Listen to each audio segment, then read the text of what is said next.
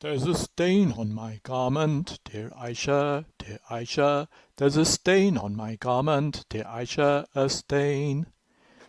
Tell me how did it get there, Muhammad, Muhammad? Tell me how did it get there, Muhammad? Tell me. Sexy slave girls, dear Aisha, dear Aisha, dear Aisha. Sexy slave girls, dear Aisha. I just lost control. There's Maria Al-Qibtiyya, Rayana bin Sayed, Ayman and others. You know I can't wait. But Bilal's calling Adhan, Muhammad, Muhammad. Now it's time for the salat, Muhammad, it's time. Then scrape it, dear Aisha, dear Aisha, dear Aisha. Then scrape it, dear Aisha, scrape it.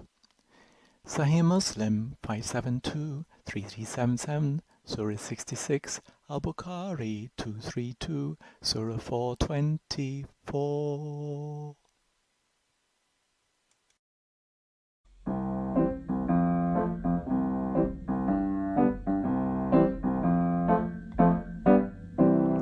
Allah is a false god, a false god, a false god. Allah is a false god, a false god.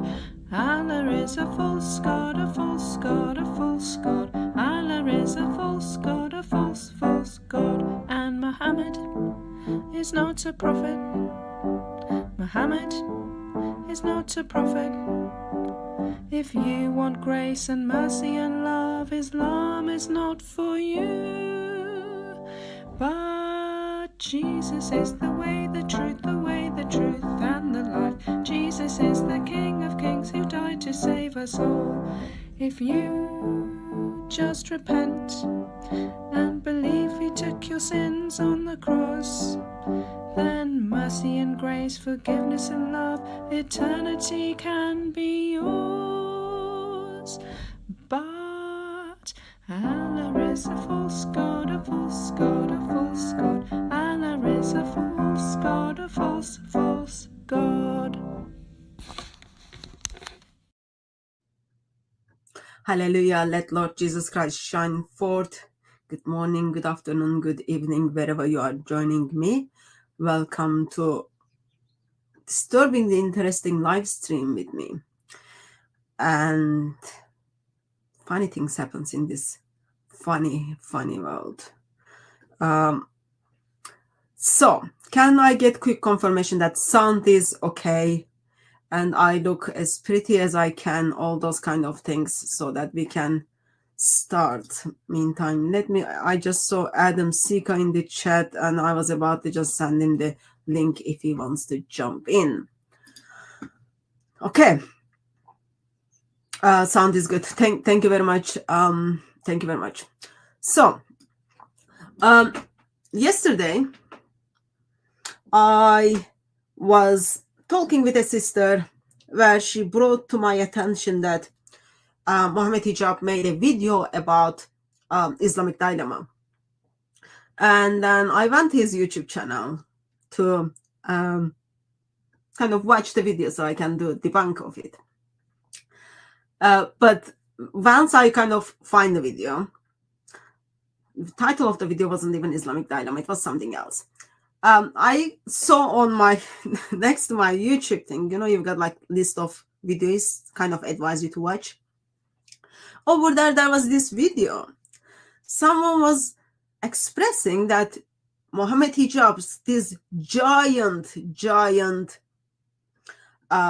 face of Islam, who kind of defends Islam in its fullness and then loves Islam and everything Islam teaches, and then makes lots of money, as well as involves with like kind of part-time stripping stuff.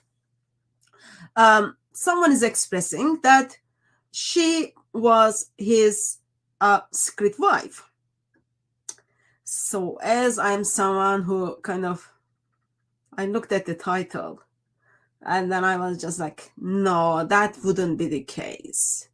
Like, as someone who's got lots of social media followers, would know like those kind of things would affect him badly. Not only affect him, he's someone like who just kind of he doesn't even think like, okay, that is bad advertisement. He just thinks every advertisement is good. But my kind of hope was this cannot be true, because it would make Islam look like extra bad. Islam is already bad, but it would make it look extra bad. And then we all remember the clips where Muhammad Hijab is proudly saying, oh yeah, he's got this lovely kind of slavish wife who brings him breakfast on the bed, in the bed, all those kind of things.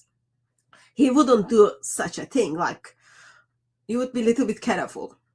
But apparently I watched a little bit of the video, and then it looks like a Muslim lady is expressing that she was a sex wife to, sorry for the language, sex wife to Muhammad Hijab, and then how Muhammad Hijab simply dumped her.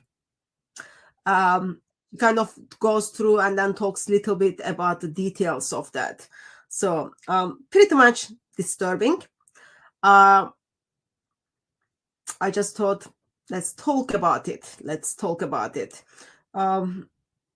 of dawa drama, disturbing the drama.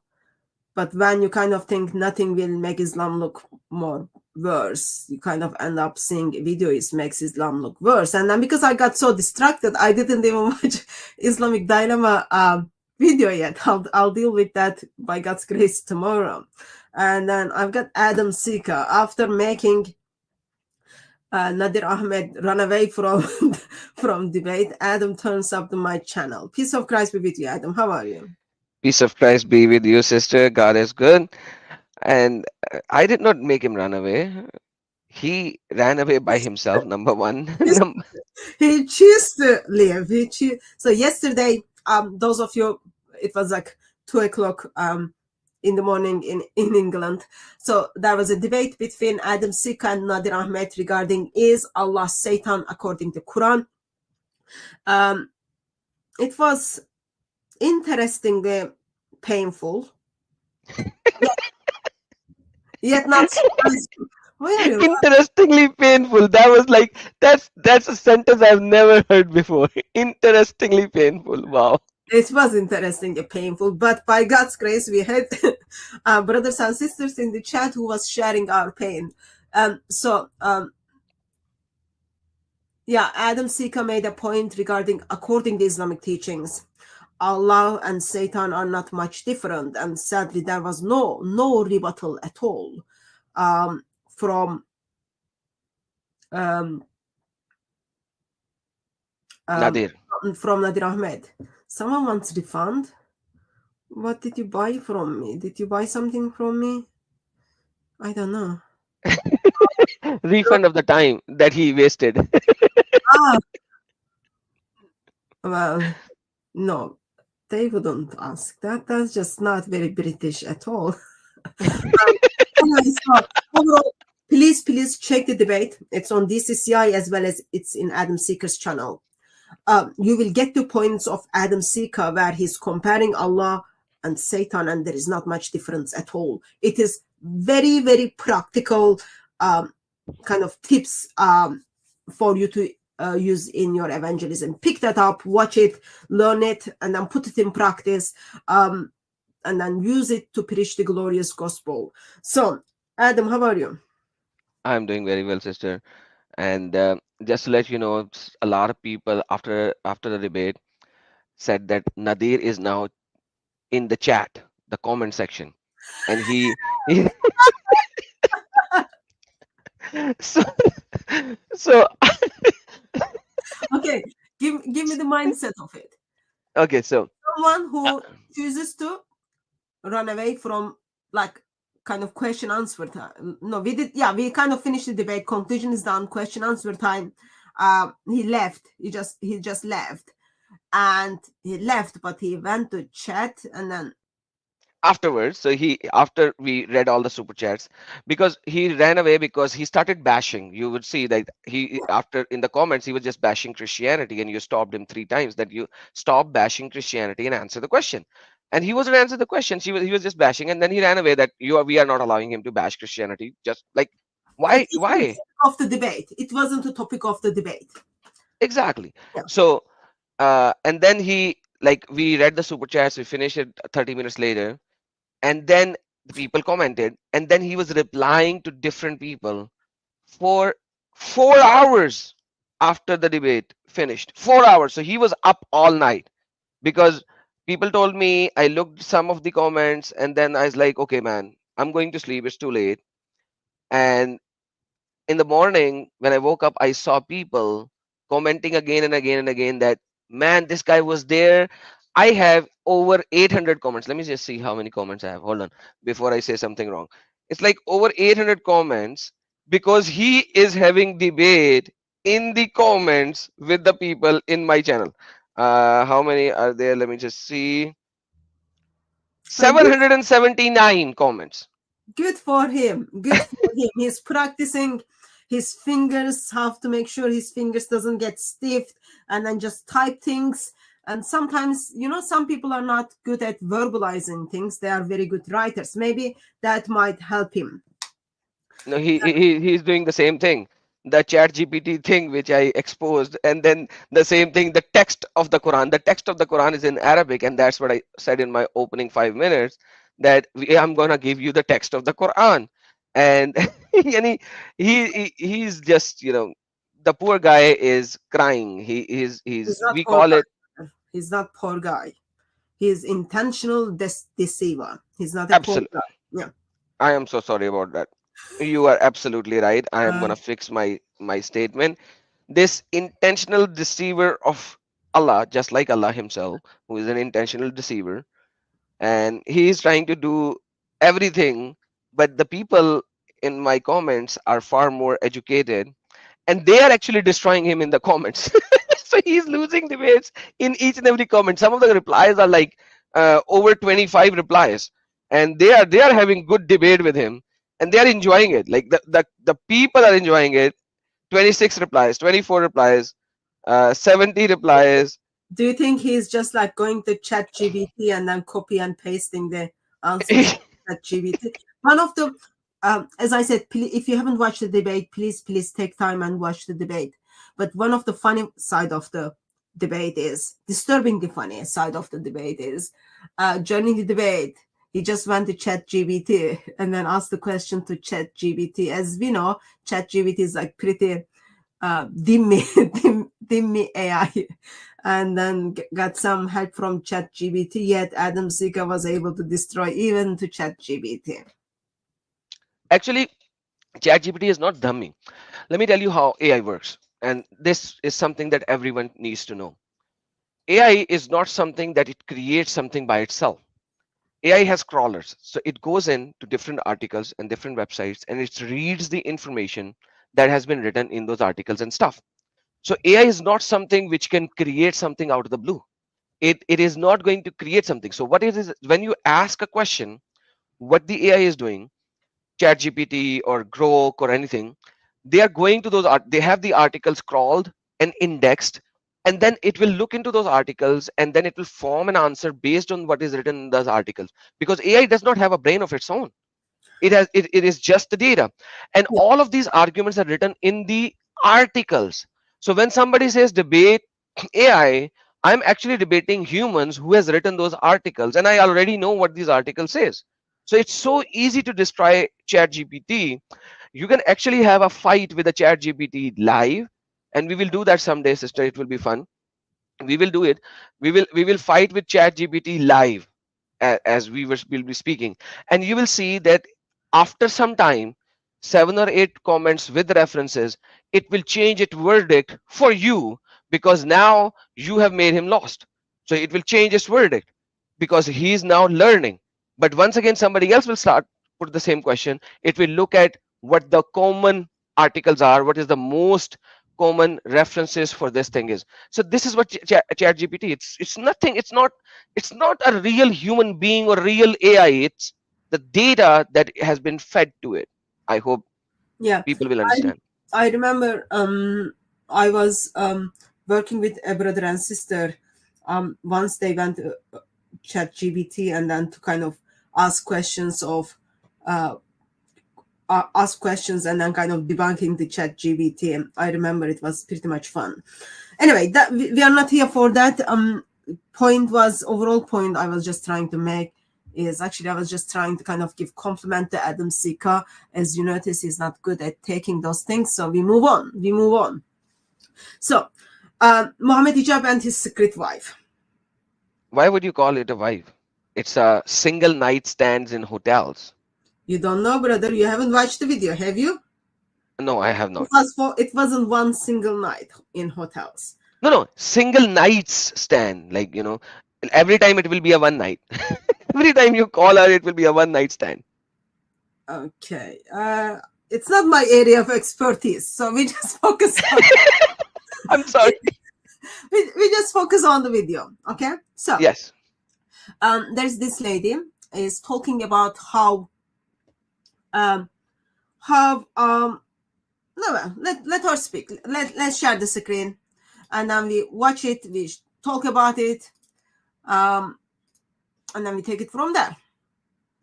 So probably for the copyright purposes stuff, we will pause quite a lot. So last thing we want is like with the copyright things, one of the disadvantage of that, they get your address. Last thing I want is Muhammad Hijab to have my address and then get his gangs after me. Okay, let's start. Ready, brother? Absolutely. Okay. I never thought that one day I'm going to have to come out publicly.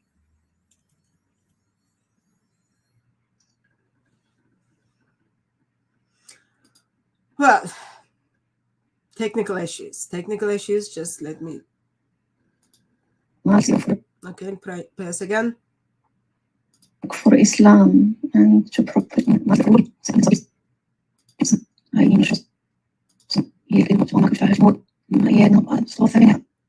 Okay. Heard. Start. I never thought that one day I'm going to have to come out publicly on social media and speak about something like this. People who work for Islam and to protect our religion have always been more than family to me. And Muhammad Hijab in specific, I had a lot of respect and trust in him because of how scholars are praising him worldwide, and obviously because of his position and his knowledge and all of that. I'm going to share this today, not because I want to, but because I have to. And I take an oath in front of Allah subhanahu wa ta'ala that I'm only going to be sharing the truth. And my purpose is... Okay, this is her testimony, okay?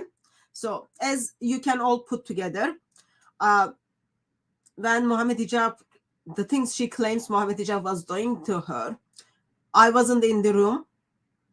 I wasn't probably even in that village or city or airport or in the hotel.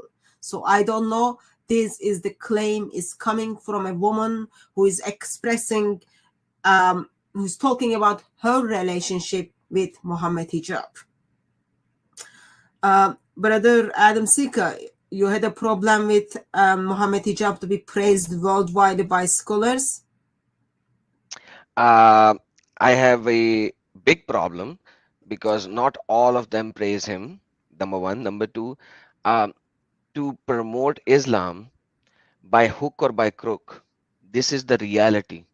And yes, certain people do praise him at certain times, but then again, he has been destroyed, demolished so many times by the Islamic scholars as well. And that's the reality of it. We all know the holes in the narrative thing. He destroyed himself over there anyways, and so many others. Like even when I speak about Muhammad Hijab in Pakistan and India, as you know that my Urdu channel and Hindi channels, and whenever I mention Muhammad Hijab, every time I receive a response is as, who said he is a scholar? Who said he's an imam? Who said he's a mufti? He's Right. just a babbling BS. That's what people say. That's the narrative in India and Pakistan. Okay, so one of the things I find out also yesterday, Muhammad hijab is also in the Islamic Council for Marriage. So apparently, according to Islamic standards, yeah, she's correct. Some people have pretty high view of Muhammad hijab. I'll share that clip as well. How Muhammad hijab is marrying people off in 1 minute through WhatsApp, and then their dowry is McDonald's meal. Very, very disturbing. But yeah, sex is important in Islam. Okay, And I'm so sorry. Uh, Marriage for a McDonald's meal and spend a night and then divorce the person? just wait, brother, wait. That's now you're jumping, see? No, you just said that. Yeah, I said I'm gonna show a video where Muhammad hijab is telling people how Oh my, marrying of people in. oh, that's painful. I know. That's why you are here, brother. Sharing is caring. Share each other's burden. Ready? Can I continue? Yes, Okay, please. make sure at the end of the video you remind me that 1 minute marriage thing, okay? Yes, ma'am. For the truth to prevail, and for justice to be served, and for there to be accountability, and that we don't give unconditional impunity to our elites, because this is not how our religion has been preserved. This is the story of my marriage to Muhammad Hijab, and how his actions that he claimed are permissible by Allah Wow. really destroyed my life. I'm coming from a religious family. Justification is very, very good. How to say? Permissible by Allah. I'm sorry, you're thinking the right words, but I am the most simplest guy when it comes to English. My English is really bad. So this, like, he is defending his position that But this is how Allah revealed it. yeah. Okay, so I am beating you. I don't need to give you an explanation. Allah said it, so I'm doing. This is Islamic. Oh, like you get to hear. I haven't watched all of it. You get to hear the parts where she's telling us like how Muhammad hijab was simply justifying. Oh yeah, actually, I don't even need to justify to anyone. If you expose me, I will expose you too. And who is gonna have pity on you? No one, not woman, not man. Just like anyway, let's focus. Hatun, don't get distracted. My father is part of the da'wah himself, organized da'wah work. I was part of an organized da'wah group in my own country growing up since I was a teenager. This is the life that I wanted to have. And I just wanted to make sure that when I die, I'm going to die on the faith of Islam. And I'm going to try my best to spread it everywhere as much as I can. So that's how we met. It was for a da'wah work that was liaised between us through an Islamic institute. Asked me a few questions about myself, if I was married. Told him I was going through a divorce. So he told me that he worked for an Islamic council at the time. He gave me his contacts. So Muhammad hijab is working for Islamic Council, and that council allows him to approve marriages. Okay. Isn't that illegal in UK? So if you are already married, you go and have another marriage by You like polygamy? Yeah, you can do that, but your second wife is not under the British government wife, under the registration. Second wife is seen by government as girlfriend. Who is your girlfriend? Under the Sharia, second wife is normal wife. Like recently, I had a gentleman who had 4 wives. He became a Christian. We had to deal with all those practical side of it. So she's involved in the dawah scene, working among women. Muhammad hijab is involved in dawah scene, and they meet through work. Very common, okay? And then he's asking her about questions. At this stage, she is going through divorce. Okay? What was the name of that Muslim guy who was charging $250 for marriage counseling. Anyway, that's different. Just came to my mind. But anyway, so she's going through divorce. Muhammad Hijab gives him his contact details. All that. Nice. Details and told me to contact me if I needed help and to go forward to that council to try and reconcile the marriage. He was very respectful. He was trying to help me. He knew all the details about that case and he was helping me throughout the whole process. Very Fast helpful forward, he gentleman. started giving me hints that he's interested in. Don't you love like how helpful he is? I know your case inside out. I am the best help you will ever meet. Oh, meantime, what is that thing you do? Like when you are, there is a term, flirt. Meantime, he's kind of taking steps for the flirting, okay? Let's continue. Started giving me hints that he's interested in getting married to me. He spoke to me about himself, his family, his childhood, his preferences. He told me I am not like your ex-husband. His preferences. Do you remember that video? Man, that is exactly like what Muhammad did to Muhammad, like the real Muhammad that they follow, did to Javeria. You remember the story of Javeria? Yeah, but like, so just take Islam out of it right now. So you remember the clip? Remember you turned up to my live stream? Yeah. You got very, very disturbed by what Muhammad Hijab was saying. He was talking about like checking the shape of the woman. Those proportions were very important. What he likes, all those kind of things. Okay, so good thing he told her all these things by this stage. In case everyone forget it, Muhammad Hijab is married man with 3 kids. He's got a child almost over 10 years old. Okay. Wow. And whatever you see on social media, don't worry, because I'm very good as a husband. Oh. My life was extremely hard, and he knew that, and I'm his neighbor. I couldn't understand why he was giving me all those hints every time, but he never took that step. Whenever I found a suitor that I started considering to introduce to my father, it was extremely hard for me to navigate that by myself. Muhammad Hijab used to come back again. This cycle continued a few times. At that stage, I didn't know if he was divorced or not.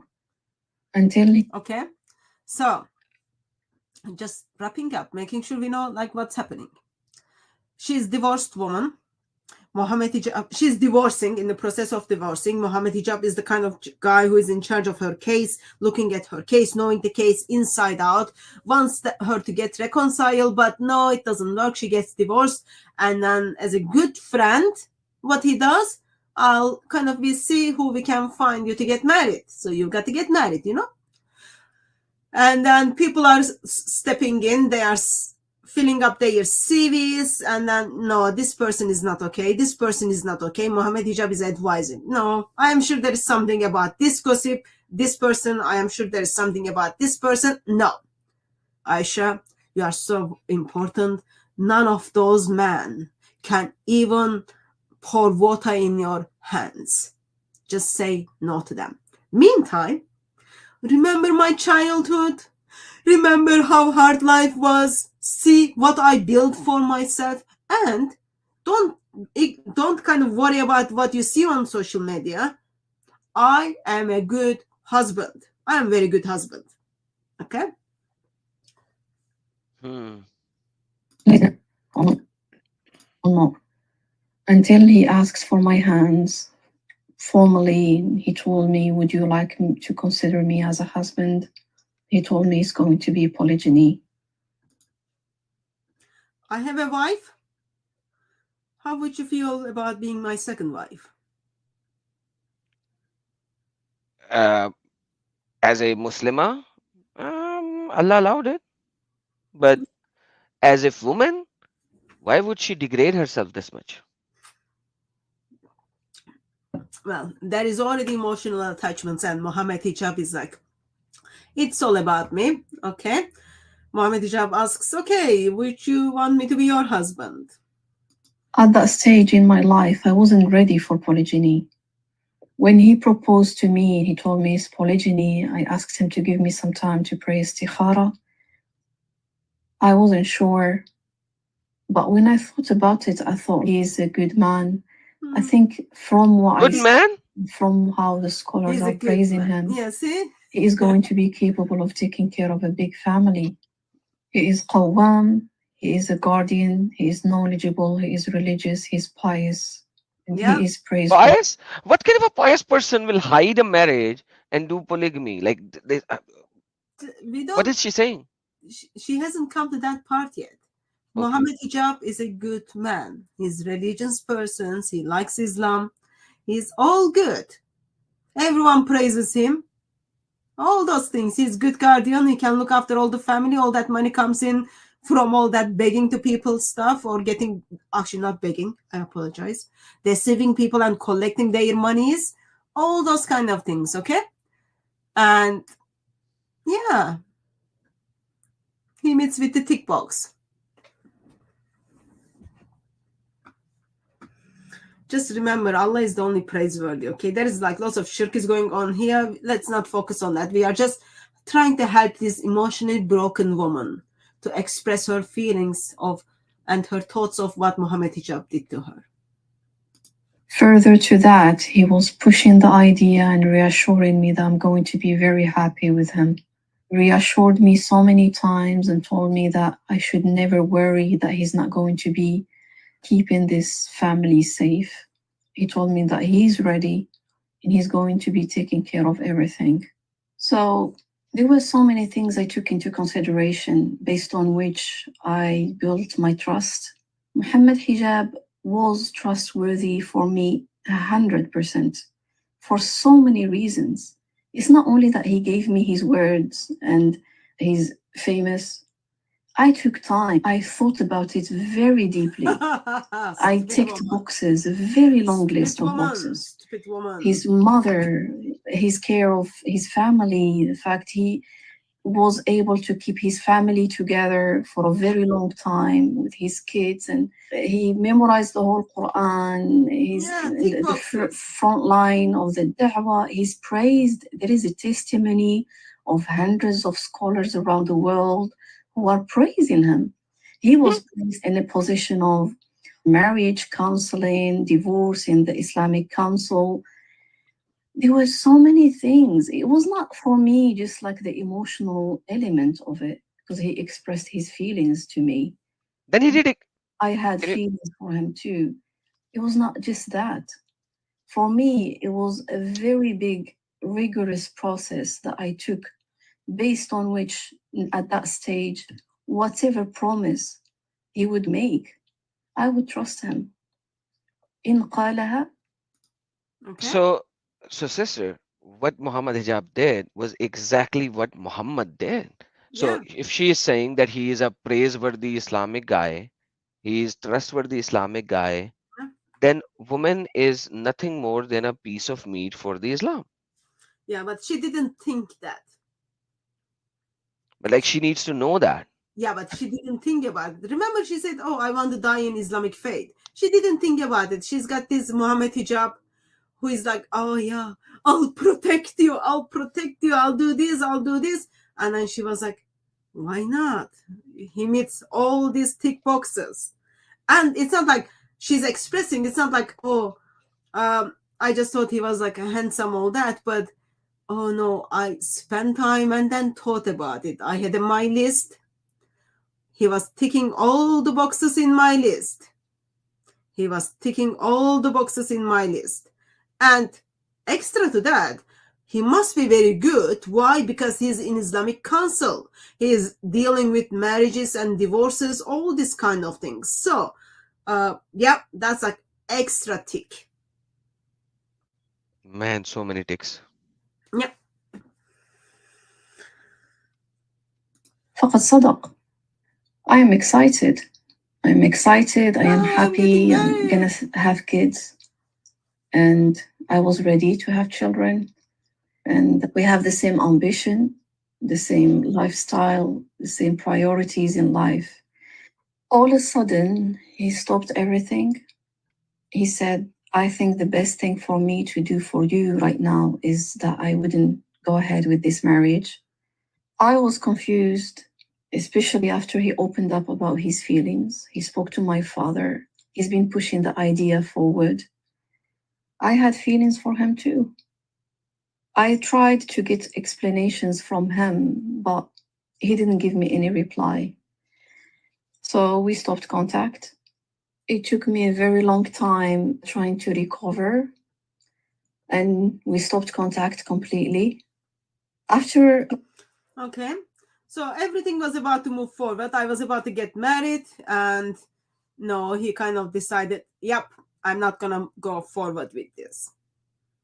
Probably Muhammad Hijab just enjoyed having this beautiful breakfast in his bed, and then he just like, oh yeah, maybe it might not work. My wife might not be happy with about it. Lots of things might happen. So what is the best thing to do? Let's not talk at all. Wow. It is. Oh, anyhow, yeah. like 8 months, he contacted me again. He apologized and said, I couldn't go ahead with the marriage last time because I had personal reasons. I am back. I am here now. Let's go ahead with this. I am ready. Don't worry. We're going to go ahead with this time. Let's just make things quick. And he was rushing up the process. 8 months, he's silent, okay? And then suddenly he calls her, oh, baby, I love you, remember? Actually, I don't need to even tell you. Baby, let's go ahead and get this done quickly. Oh, I can't give you more details, baby, about things. It is personal. But remember, I poured my heart to you. Just come back to me. Let's get on with it. Man, it is absolutely crazy. Obviously, I told him you have to talk to my father again. And like, it was quite hard this time, especially that he told me he's not ready to make a big wedding back in my country. I told him that's okay. He said, I am not ready. I'm not able to go and meet your dad in person for personal reasons. And I trusted him. Wow. So His somebody who can't even go to the dad to meet, she trusted him. That's it's going south in every sentence that she is saying. Oh, we can't have the big wedding in wherever your country is. Let's say sake of the argument, Egypt. We can't do that. I've got my personal reasons. Oh, I can't even come to your father and then ask for your hand. I've got my personal reason, but let's use the Zoom. Zoom is the magical thing these days. You can get everything done, okay? You can do your court cases. Marriage on Zoom. Cases to marriages, to meet with the family, meet with the in-laws. Let's just get it done. It's actually halal, and you just have to convince your dad. But he told me I'm not ready to show my face. I was confused. I told him my dad is not going to agree to this. My father told him that my daughter and her child go together and they are a trust around your neck, an amana. Told him, don't worry, they're going to be in very safe hands. He promised that he's going to be meeting my family later. My dad gave me the permission to go ahead with the marriage. After we consummated the nikah, Oh, so Hijab kept on reassuring. he did marriage on Zoom. Did he Yep. consummated the marriage on Zoom as well? Like No, you ha no. Marriage didn't happened on the Zoom, brother. oh, so it He just couldn't bother to meet with the family. He couldn't bother to deal with all the in-law things. So therefore,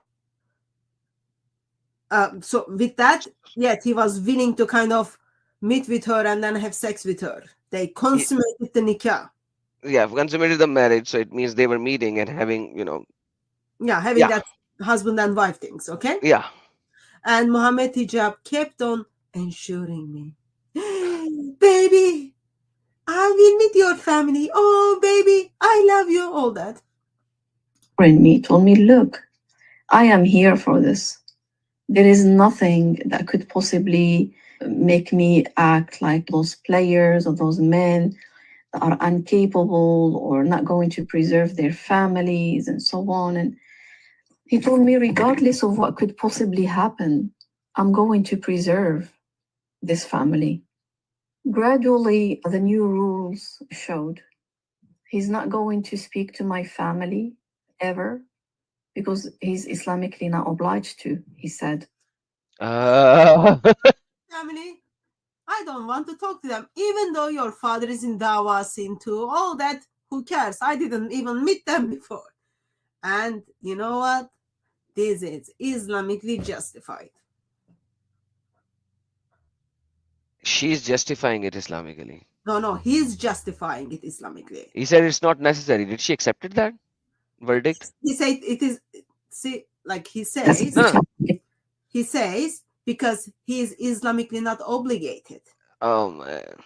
Not obliged to, he said. It's not necessary. It's going to give us more freedom. And he worked on convincing me of that opinion, Islamic opinion. I'll tell you how this happens, okay? Okay. Sorry for the language, brother, but you jumped into the live stream. So she says, no, you've got to meet my family. And then he says, well, I am not. I have under the zero obligation to meet with your family. Here's my references. And then she says, but it's not acceptable. Like, they're my family. It's no good, no good. And then he said, oh, sweetheart. And then does things to her. And then time goes on. And then another sweetheart thing. And then, yeah, we moved on. Wow. He didn't even have to let them know that we did go ahead with the marriage. And that was... up? Did you pick that up, brother?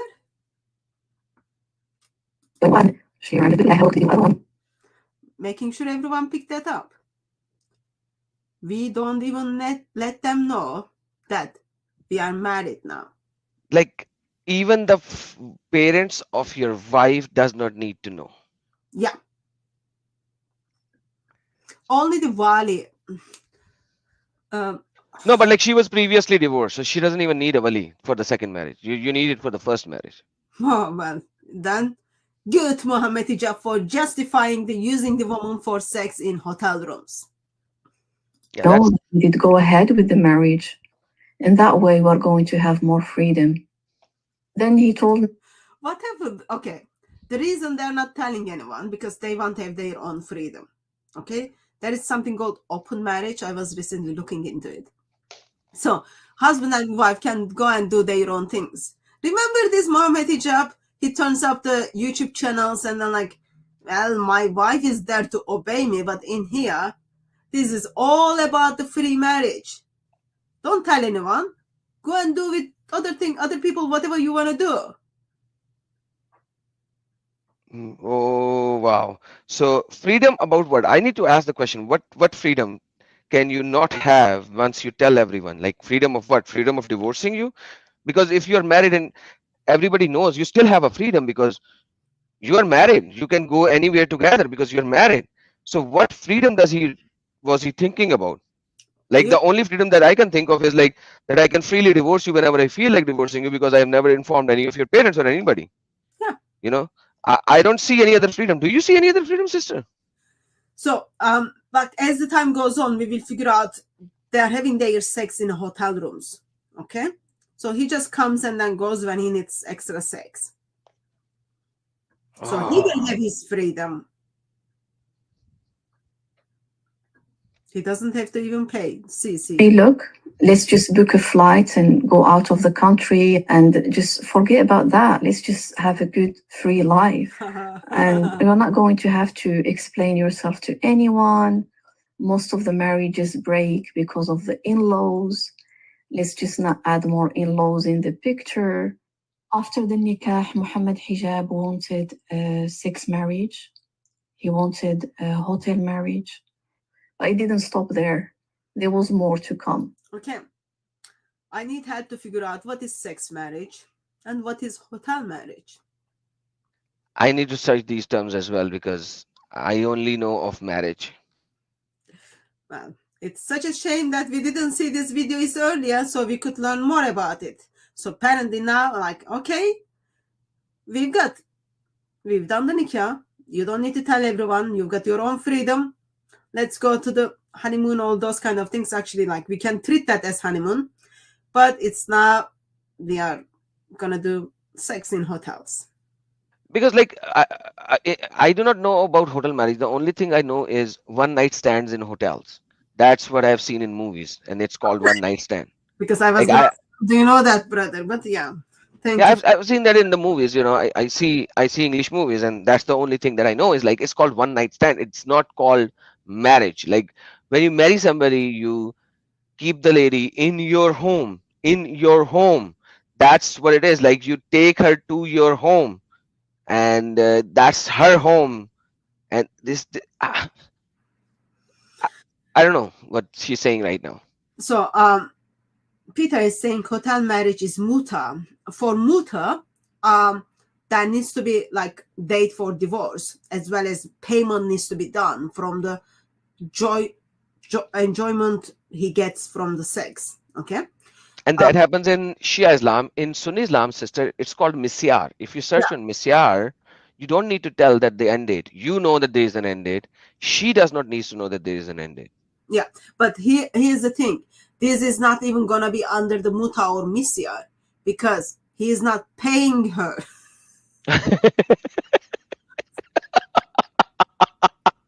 He told me, listen, just act like a girlfriend. We're going to have like a boyfriend-girlfriend relationship. Don't worry, it's halal. We are married now. He wasn't asking about my rent, my provision. He never asked about those and never offered to pay for them. Yeah, no payment. Then he went on a Free trip, sex. a da'wah trip, and he told me that he was not ready to argue about my family situation. He said, don't worry, just delay it. We're going to talk about it when I come back.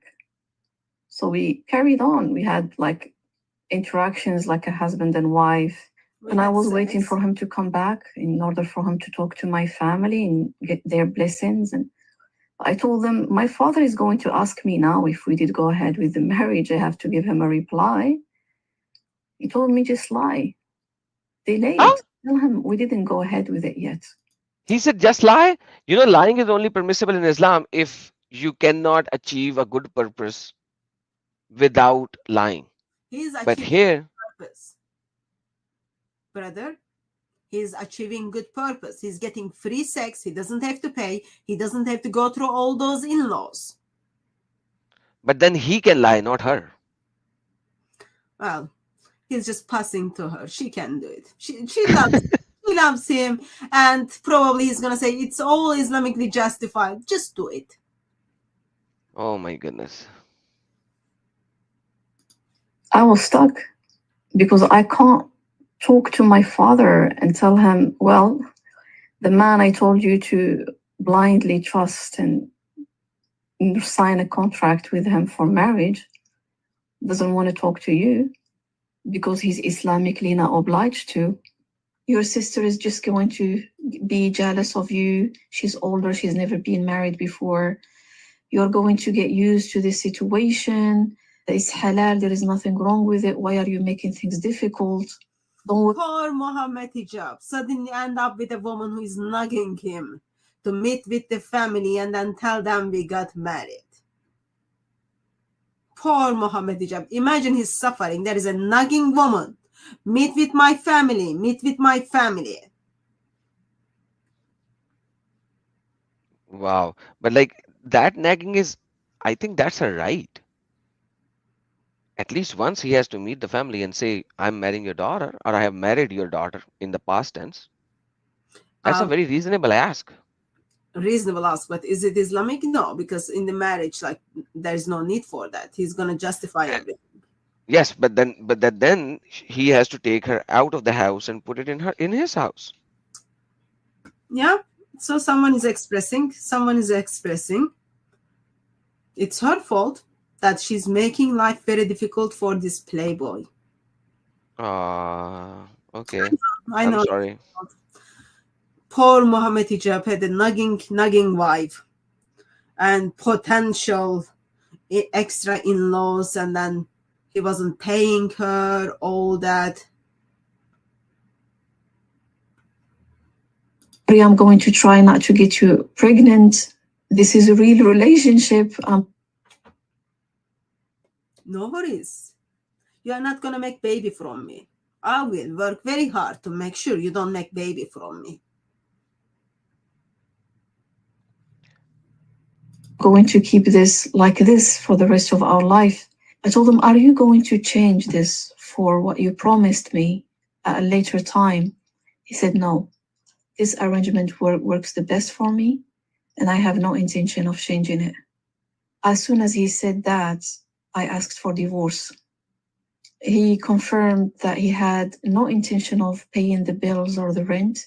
He said, you didn't ask me for that when we were getting married. He said that he just wanted to have full discretion. Everything is up to him. He will never change the hotel ever. He will never speak to my family ever. He's not going to be paying for anything. And we're not going to have kids. Not going to be taking care of my daughter. Nothing. We're never going to have a home. Every word he uttered was trauma for me. Okay. So, Adam Sika, when you are getting married, a woman needs to say to you, well, you need to pay for the rent. Yes. You need to pay for the food. Yes. Yeah, because woman didn't request for the rent.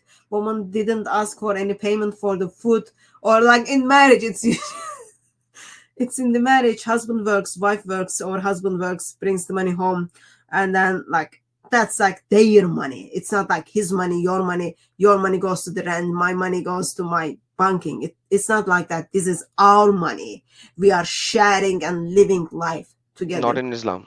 But You're talking about Christian concept, sister. This is not in Islam. actually not even Christian, normal like human concept at this stage. But in Okay. Islam, well, no, he's not going to pay the rent. Why? Because she didn't tell before they had the sex thing. She didn't tell them, well, can you contribute to the rent? Can you look after the child?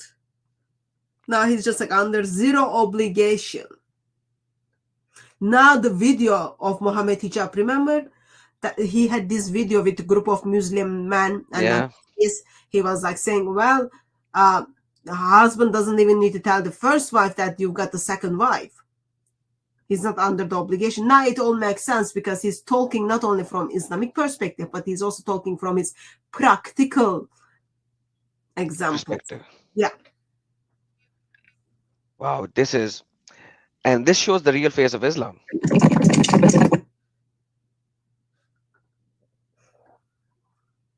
Yes, you were I saying. said this is the real face of Islam in reality, if you look at it, because that is how it is in Islam.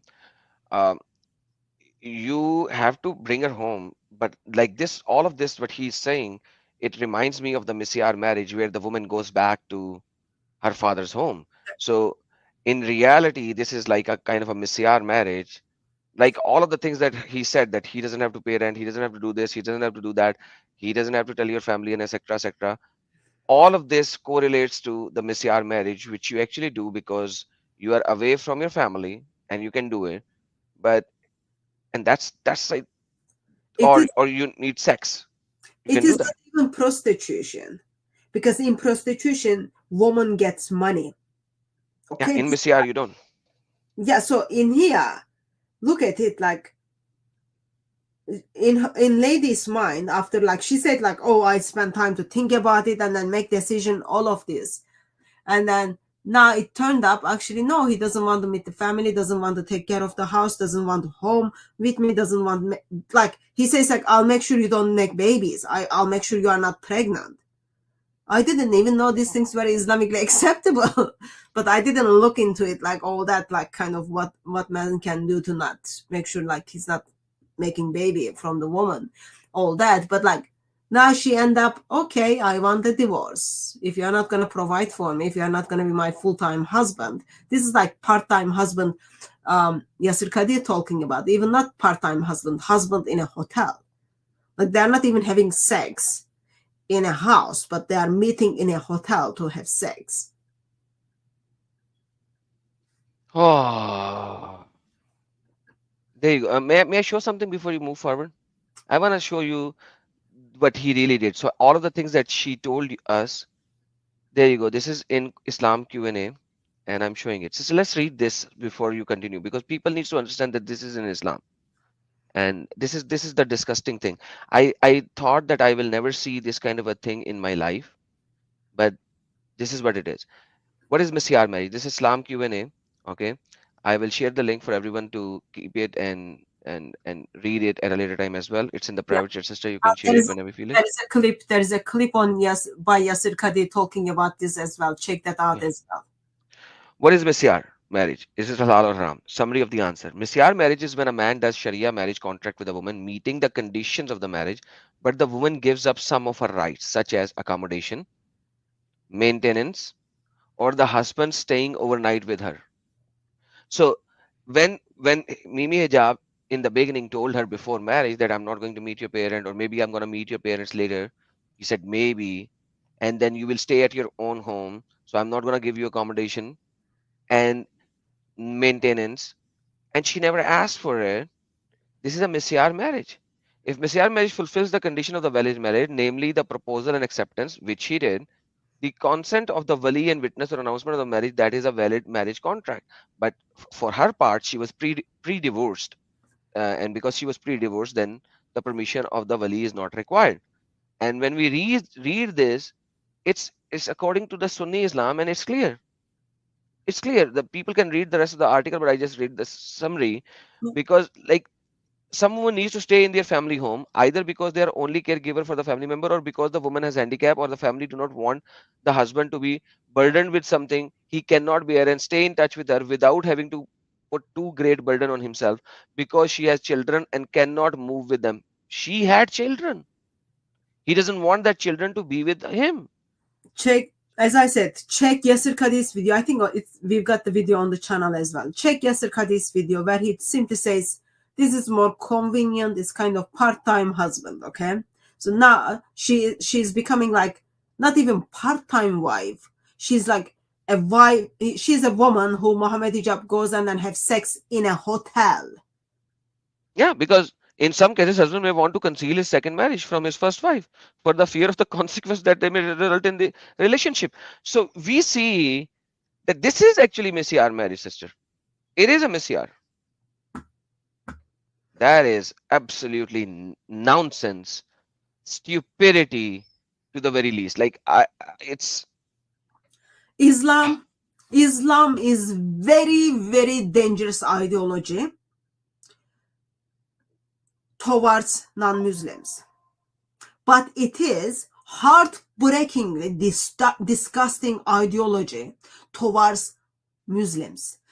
If, think about it, they are doing this to a Muslim woman who has been Muslim all of her life. This is not even like convert, like where it's very easy to kind of bully converts or blackmail converts into marriages. They are very easy to become second wife, secret wives, all those kind of things. They're new to the Islam.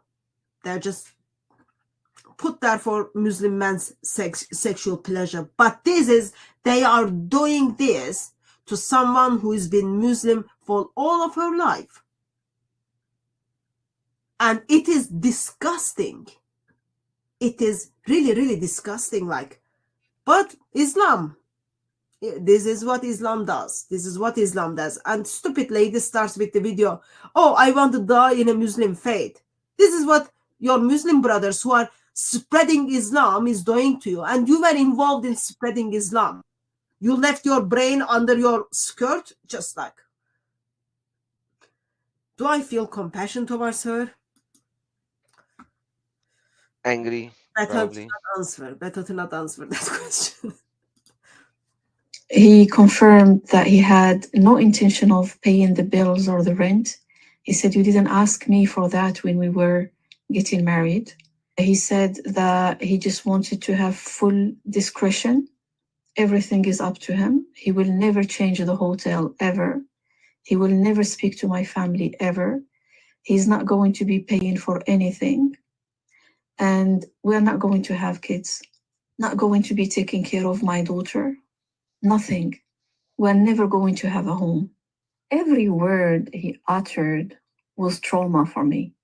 Every single one of them harmed me, carved wounds inside my heart. I was sick. I was sick. I was traumatized. I was shocked. I was not ready to hear that.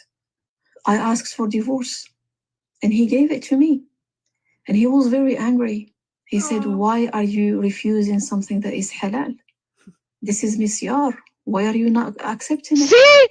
See, this is Misyar. Like, come on. It is Like, prostitution. He can label it however he wants it.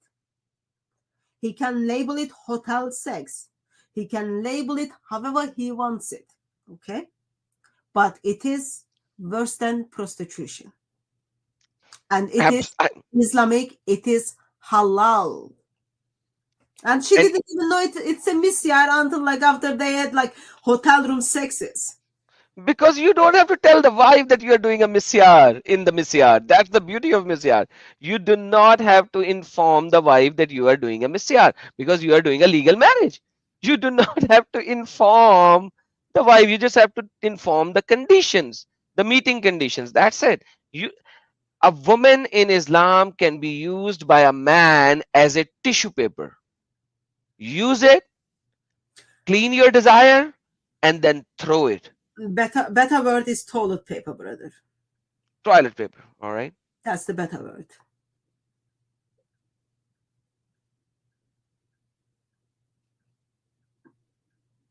Wonderful ideology, isn't it? He got angry and then he said, "This is all halal. It's misyar. It's all halal. Who do you think you are getting upset?" Oh, poor Muhammed Hijab. Remember, he got angry, probably just sat down and then ate ice creams. Stupid man. But this is Islam. Let me say it again. Islam is really, really very dangerous ideology towards non-Muslims. Islam uses new believers, new converts into Islam, and deceives them and then destroys them. That's what they do, okay? And now, to their very own, who born in, you can figure out who she is, okay? Who born in a Muslim family, involved with dawah, her father is involved with dawah, she's involved with dawah, and she's been treated as toilet paper. If they are doing this to one of their own, you should all be scared what they are doing to the new converts and non-Muslims. You should all be scared and worry about it.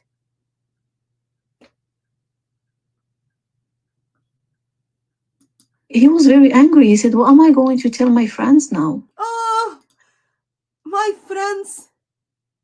When did he tell his friends before? No, now probably he's telling his friends like, "Oh, I've got someone in the hotel. I'm gonna do like this my couple of hours job, finish it, and then I'll come back. Just give me like a couple of hours. I'll deal with this like between my lunch break and my dinner break." And now it's gonna look very bad for him because Muhammad Hijab is all about, "Oh, glorify me, I am the man, blah blah." And then now woman is asking for divorce.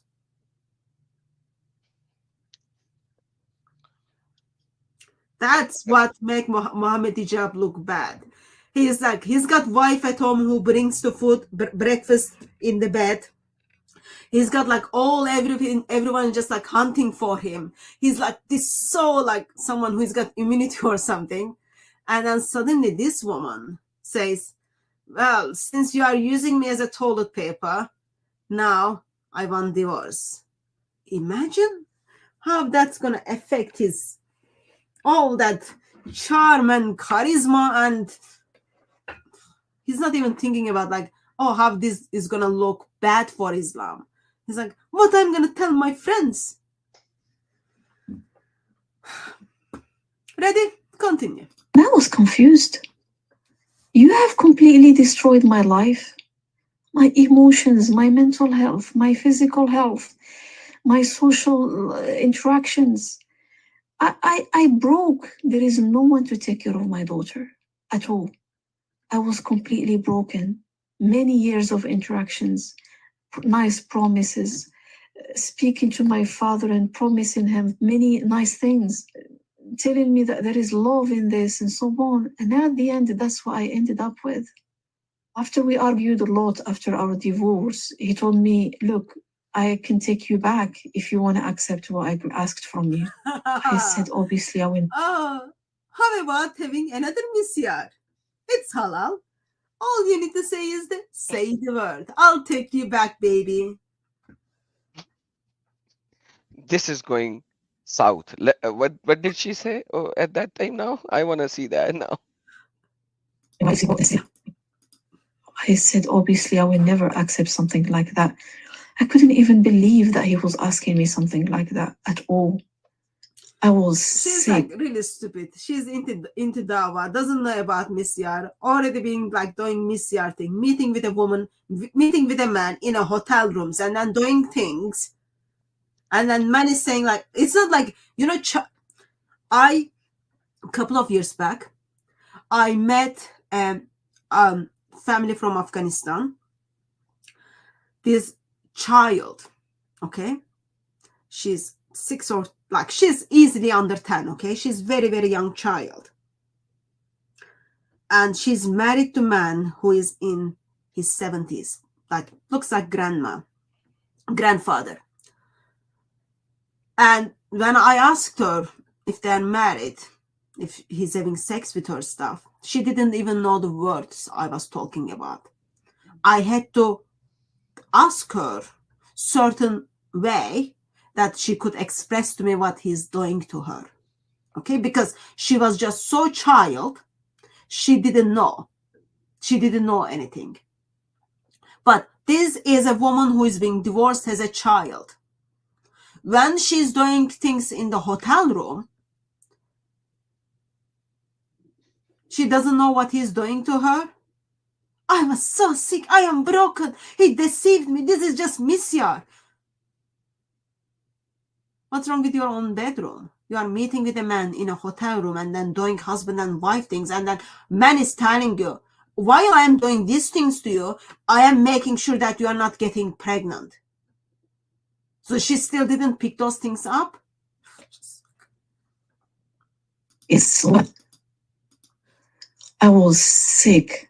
After some time, again, during my iddah, he told me, okay, look, I'm going to fix up everything now. Going to involve your family and all those things that we agreed to. I couldn't trust him anymore. I contacted the sheikh and I was like, I really don't know what I have to do. Okay.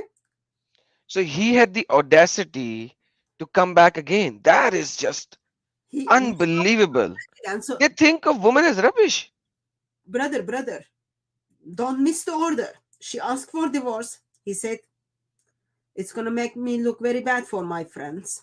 But I want to, if you are happy with the conditions of this misyar, that you are like worse than toilet paper, I'll use it as a toilet paper, I'll use you worse than prostitute, then I am in for it.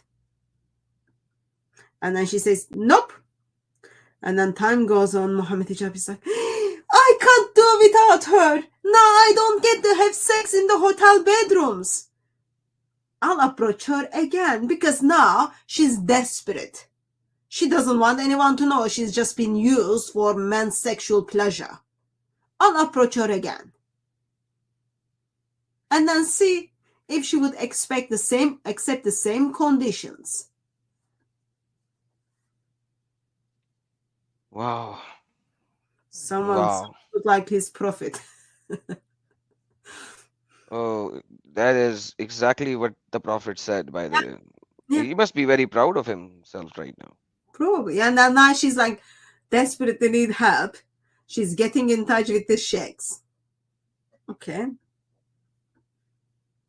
I don't know whether or not to trust him anymore. In our final interaction, he was like, look, that arrangement of meeting in hotels is what I was looking for. And I thought you are the best suitor for that kind of marriage. It is halal. And that's the only arrangement that works for me.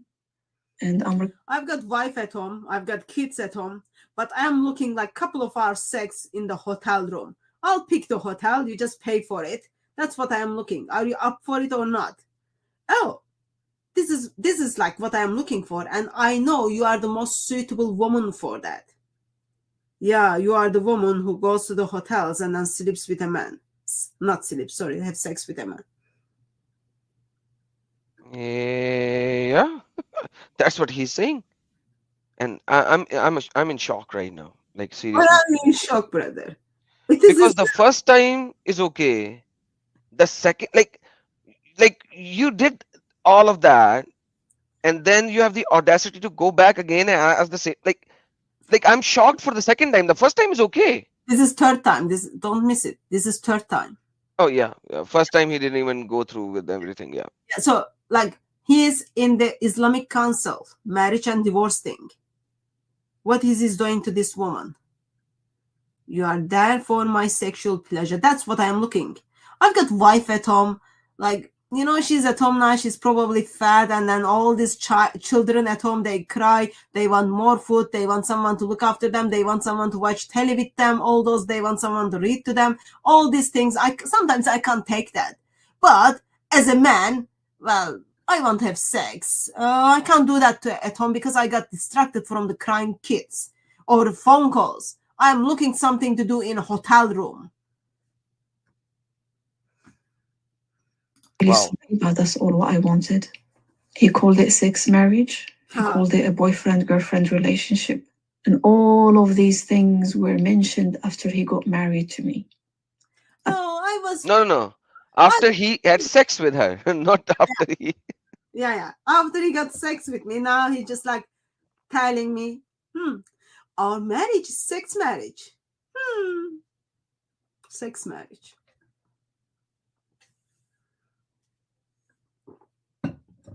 Sex marriage. MashaAllah.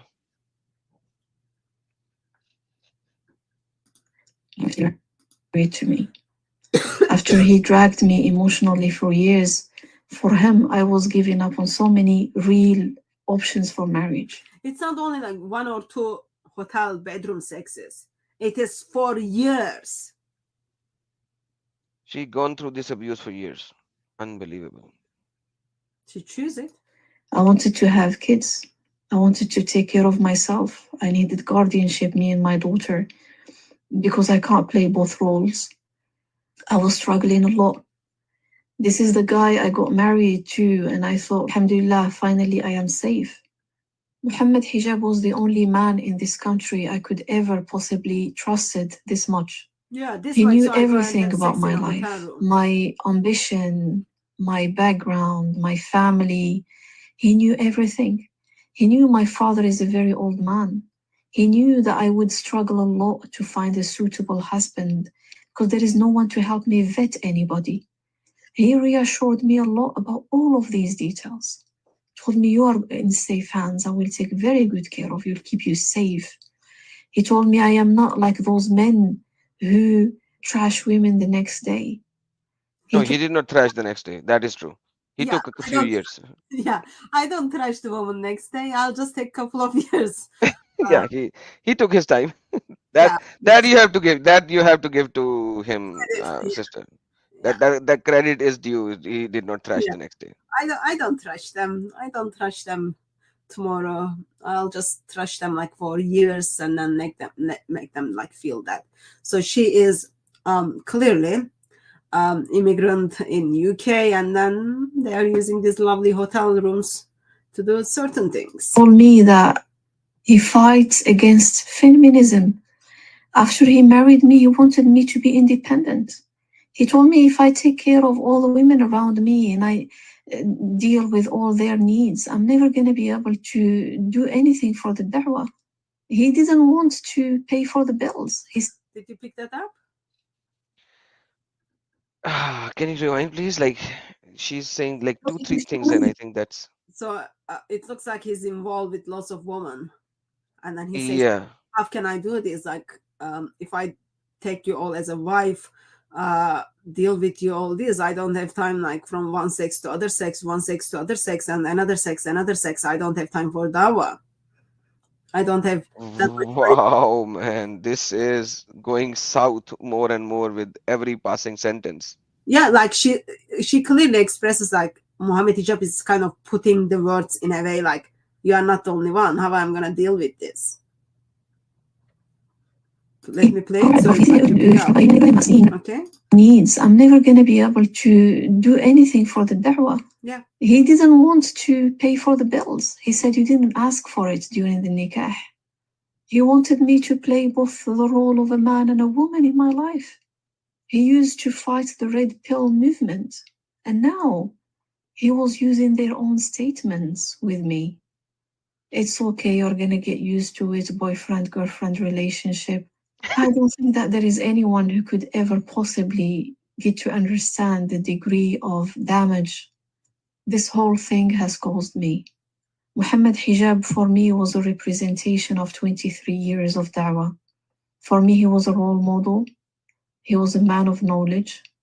He was someone I respected and I did put at a very high scale.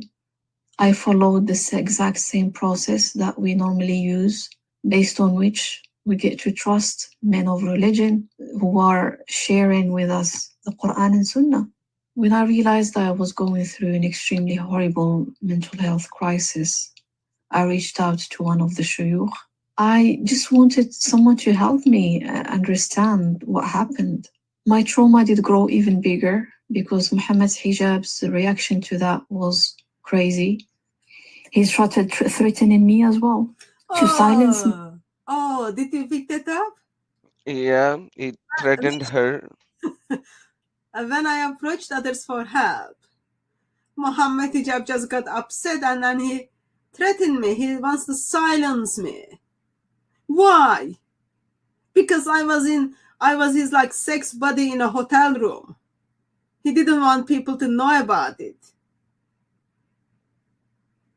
And I don't know why a woman could fall for hijab kind of a guy anyways, it's crazy. Well, you But didn't pick up the qualifications she put forward for him. Remember, she spent time to yeah, think about all this. He was ticking the boxes, some boxes. He was getting a couple of more ticks. And now, yeah. a lot of boxes. Yep. Crazy. He started threatening me as well to silence me openly.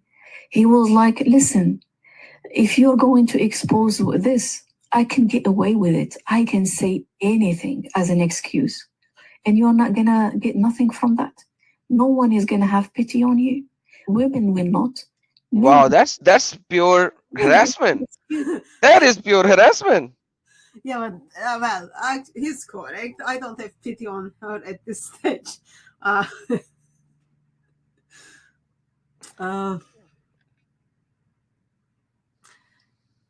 If you go to public about this, no one will believe you. Why? Because I've got all these people behind me. I say one word, I shut people down. It's all fine. You are the something, something, something here. All I did was use you as worst and Sex, sex buddy. I don't. sex doll. Yeah, in a hotel room, not even in a house, in a hotel room. I can give any excuse. I can tell them I was sexually not satisfied. In fact, I don't even have to give any excuse whatsoever. I gave you. Yeah. That's true as well. Yeah, he doesn't have to give any excuse as a man in the marriage, as a Muslim man in the marriage. That's like quite frankly, he's exposing Islam more than what we can do, sister. Quite frankly, Yeah, with like, this marriage, he exposed Islam to her. I don't know. Is she still a Muslima after yeah. all this? Yep. Really? Yep. Wow. So the Islamic scholar just explained him all the good things about Islam, yet she's still a Muslimah. I'm just unbelievable. Yep. She's been used as worse than toilet paper under the Misyar marriage by Muhammad Hijab, threatened all that kind of things, and she didn't even know what she's signing up for, and yeah, she's still Muslim. Men will not. I can give any excuse. I can tell them I was sexually not satisfied. In fact, I don't even have to give any excuse whatsoever. I gave you a mahr. There were 2 witnesses. That's it. Done. It was sealed. I'm safe. I never, ever imagined these kind of actions will come from him. Ever. Anyone, but not him. So he followed a list of Islamic rulings, as he claims, and nothing of what he did was actually haram. Yeah. And how is she still a Muslim? Yep. Sometimes I feel pity for these women. Don't feel pity. Pity is gonna get her nowhere. Pity is gonna get her nowhere. Through that. Everything has been justified in Islam. There is nothing she did or Muhammad Hijab did is haram. It is all halal. It is all halal because this is Islamic. We are looking at from just the human perspective, who's got brain and who's got little bit moral standards. We are saying this is Islam and this is wrong and ugly and dangerous. Islamically obliged to give false promises to a woman you intend to get married to. You're Islamically not obliged to fulfill those promises. You can just lie to the woman so that you can get married to her. Actually, that's what they said as well in their debate. Remember that you can lie to your wife and that's perfectly halal. Yeah, and like you, it's fine. It's just fine. You say something, you don't have to fulfill that. Same Muhammad did in Surah 66. He was like telling, oh, I won't do this, and then he went and then broke his promises. So it's exactly what Islam teaches. And when you are Muslim, yeah, you have to deal with the consequences. You go and have sex with a man in a hotel room under the labels. Oh, and then now you are not happy. Well, Muhammad Hijab is right. Looks like, yeah, I have no pity right now. Not obliged to fulfill those promises. You are not obliged Islamically to speak to your in-laws. You don't even have to ask for their blessings after the nikah and congratulations. It's Islamically okay to live in a hotel. The husband can go to wherever he wants with his wife. He's not obliged to pay for anything. He's not obliged to provide because I didn't need provision. It's Islamically okay not to have kids. The Sahaba used to avoid having kids. It's Islamically okay to keep everything secret, to preserve the marriage, even if you are to show up in the hotel separately and come out from it separately. The shuyukh I reached out to them made me even more traumatized. Some of them... Scholars are saying, well, there is nothing wrong with it. There is nothing wrong with it. And then they traumatized her. So Shayu, who knows the Islam, obviously, because she is now going away from Mimi Hijab and going to real Shayu to ask the same questions. And they said the same thing. Yeah. She's still a Muslimah. Why? I don't know why. If Islam is so good that she followed so many Shayu, asked the questions, got the verdict, and all of them agrees that you can use a woman as a tissue paper toilet roll, and yet what? Oh, I have no words now. And he is right. All these things are halal, as long as the 4 pillars of nikah were met. You can't know what his intention is. His intention is actually very clear. This is a no-string marriage. He said that with the intention of divorce. He articulated that. He encouraged others to go for these options. He openly and proudly said there is nothing wrong with marriage with the intention of divorce. And through deception, because actually a man is not obliged to Islamically fulfill his promises. There were no actions taken. I asked for help. I wanted these things to be resolved between scholars. I asked for justice. I wanted there to be actions taken. I was harmed. I was harmed. My life was harmed. He completely destroyed me and he was proud of it. Our elites and people who are at the front of this work, they have to be held accountable. It's the silence of scholars and lack of accountability and complete scrutiny that creates monsters. So here's the thing.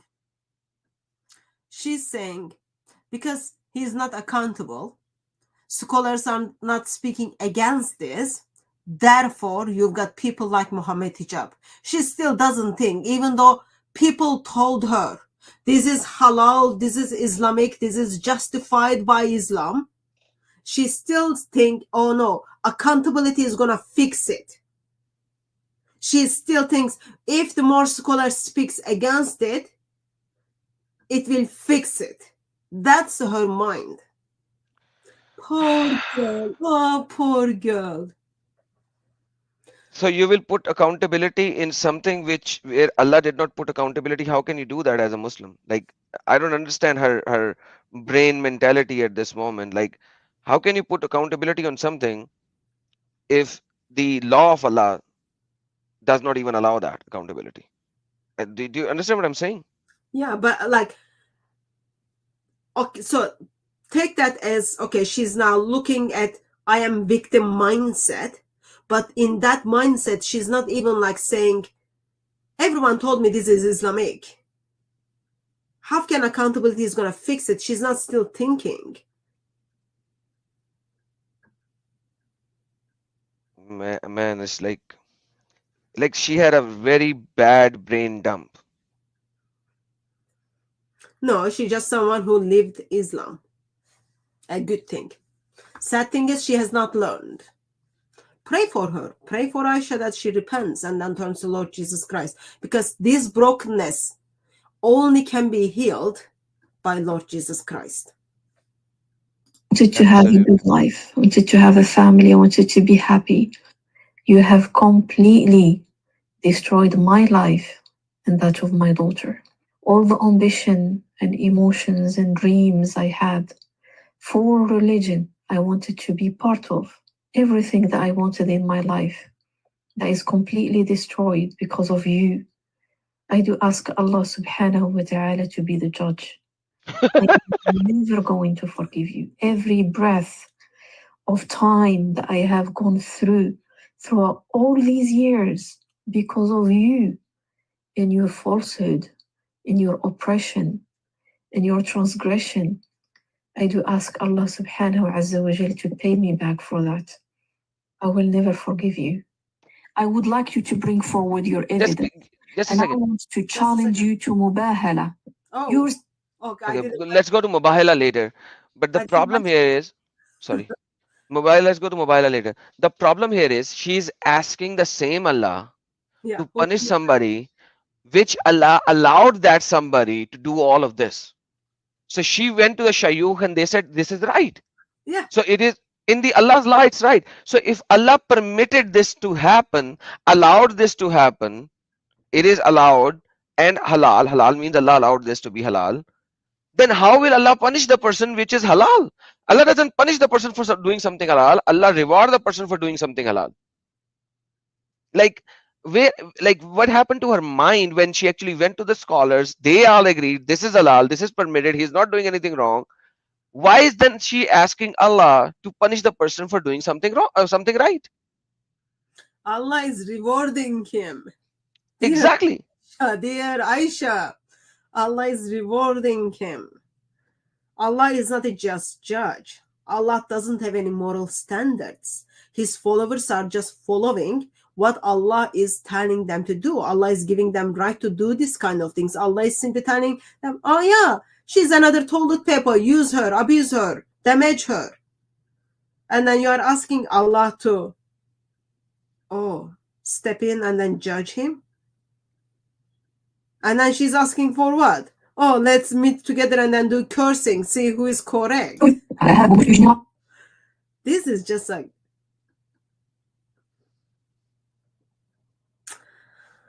let me pull back this. She still thinks like this is his sin. No, he's not sinning. He's just doing the things Allah give him right to do so. Unbelievable. Unbelievable. You know, you read those things in Islamic tradition. Like, for example, you put the article, and then, like, I remember reading those articles. I remember having discussions and debates. I remember, like, listening Yasir Qadi on this topic as well. And then once you start hearing the testimony of woman, you just like, yep, everything is in these articles are practiced by Muslims. It's not like it is just there for guidance, but no, it is there for Muslims to practice it, and they are practicing it, and it is really dangerously ugly. Dangerously ugly. It The gets worst part, go on. the worst part is that when I was reading these articles and I was showing it and exposing Islam, like there's no emotions attached, because like you are reading a text, right? So the emotions are not there in a way. But when I'm listening to her and she's going to the scholars of Islam, the Muftihane Islam, and they are also saying this is right because that's what Islam says. And then instead of her saying then Islam is the wrong, she's asking the same Allah, the false God Allah, to punish the person to whom Allah gave the right to do such a thing. Now she needs to go to a mental institute, sister. Like really, I earlier said that I feel pity for her. Now I think she needs mental institute. Like after like if the Mufti would have said no, he's doing something wrong, this is not what Allah permitted, then it makes sense for her to say, Allah, please punish him. But when according to her words, the Muftis and scholars said that this is all right, it's halal, it's permitted. Like, how can she ask Allah for something when He allowed it? Like, she needs a mental institute, sister. That's why when she said Muhammad Hijab told her that she is suitable for such a relations. Muhammad Hijab knew how stupid this woman is. And then, yeah, you are my sex buddy in a hotel. You are the most suitable person for this. Yeah. And she's saying, okay, let's if I'm not telling the truth, let's come together and then call curse upon one another. That's Surah 361. And if one of us is wrong, like that's actually very, very serious act. So she's like, at this stage, as I said, like I wasn't in that hotel room with them.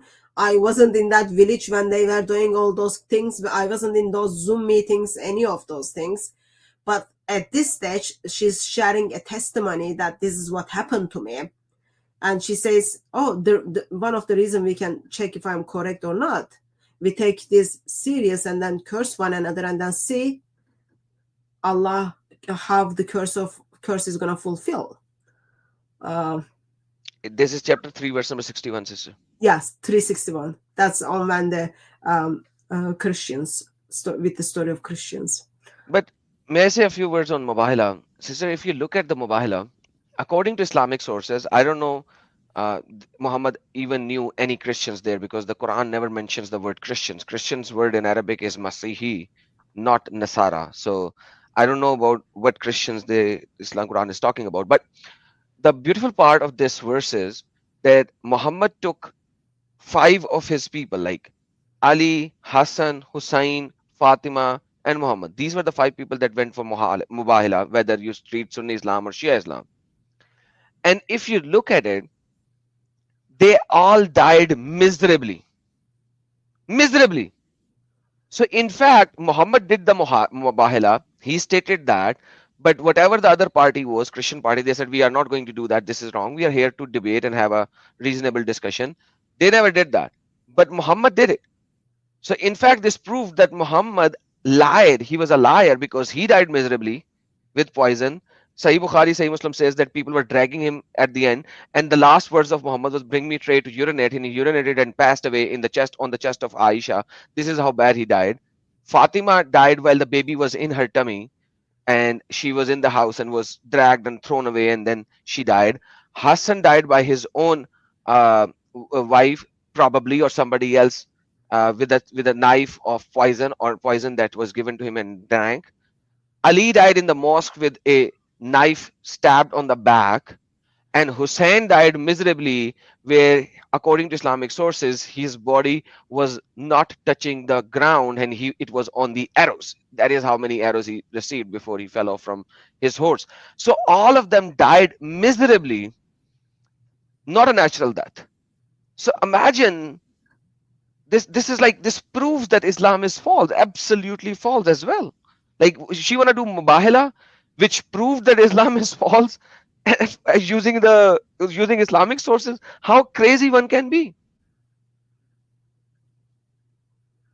That's what Islam does to human beings. Destroy them. Islam took their brain, and then clearly in this occasion, Islam left this lady's brain in a hotel room where Muhammad Hijab would go and have sex with her when he wanted.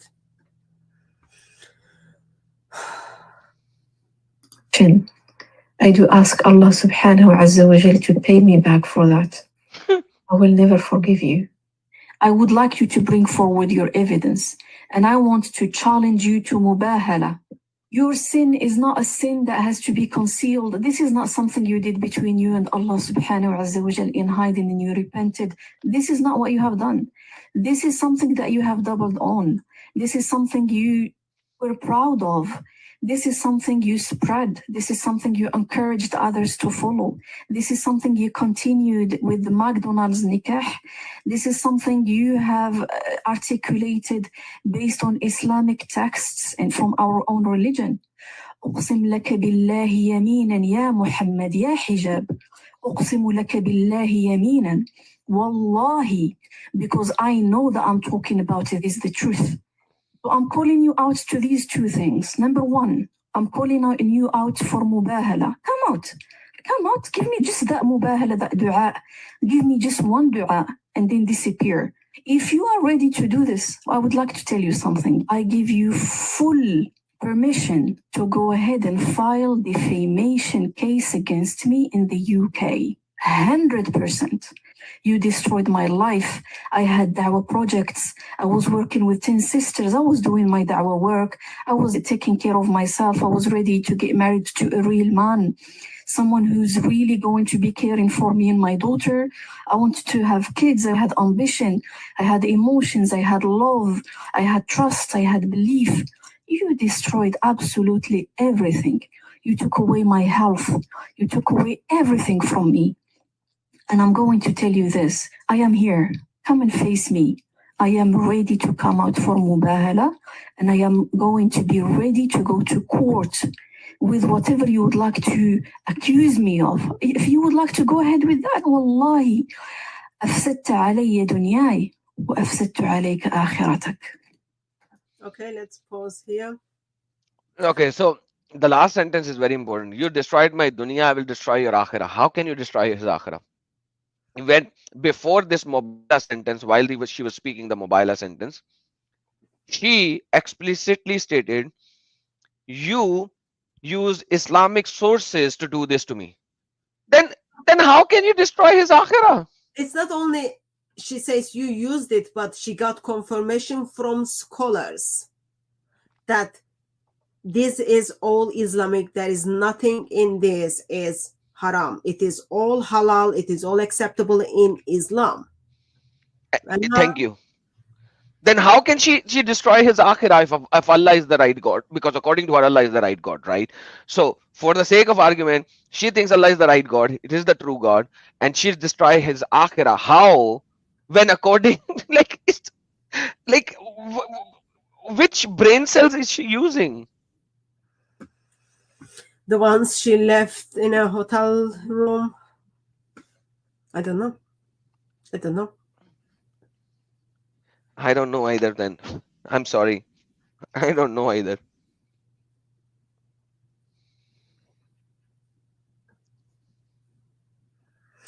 She does.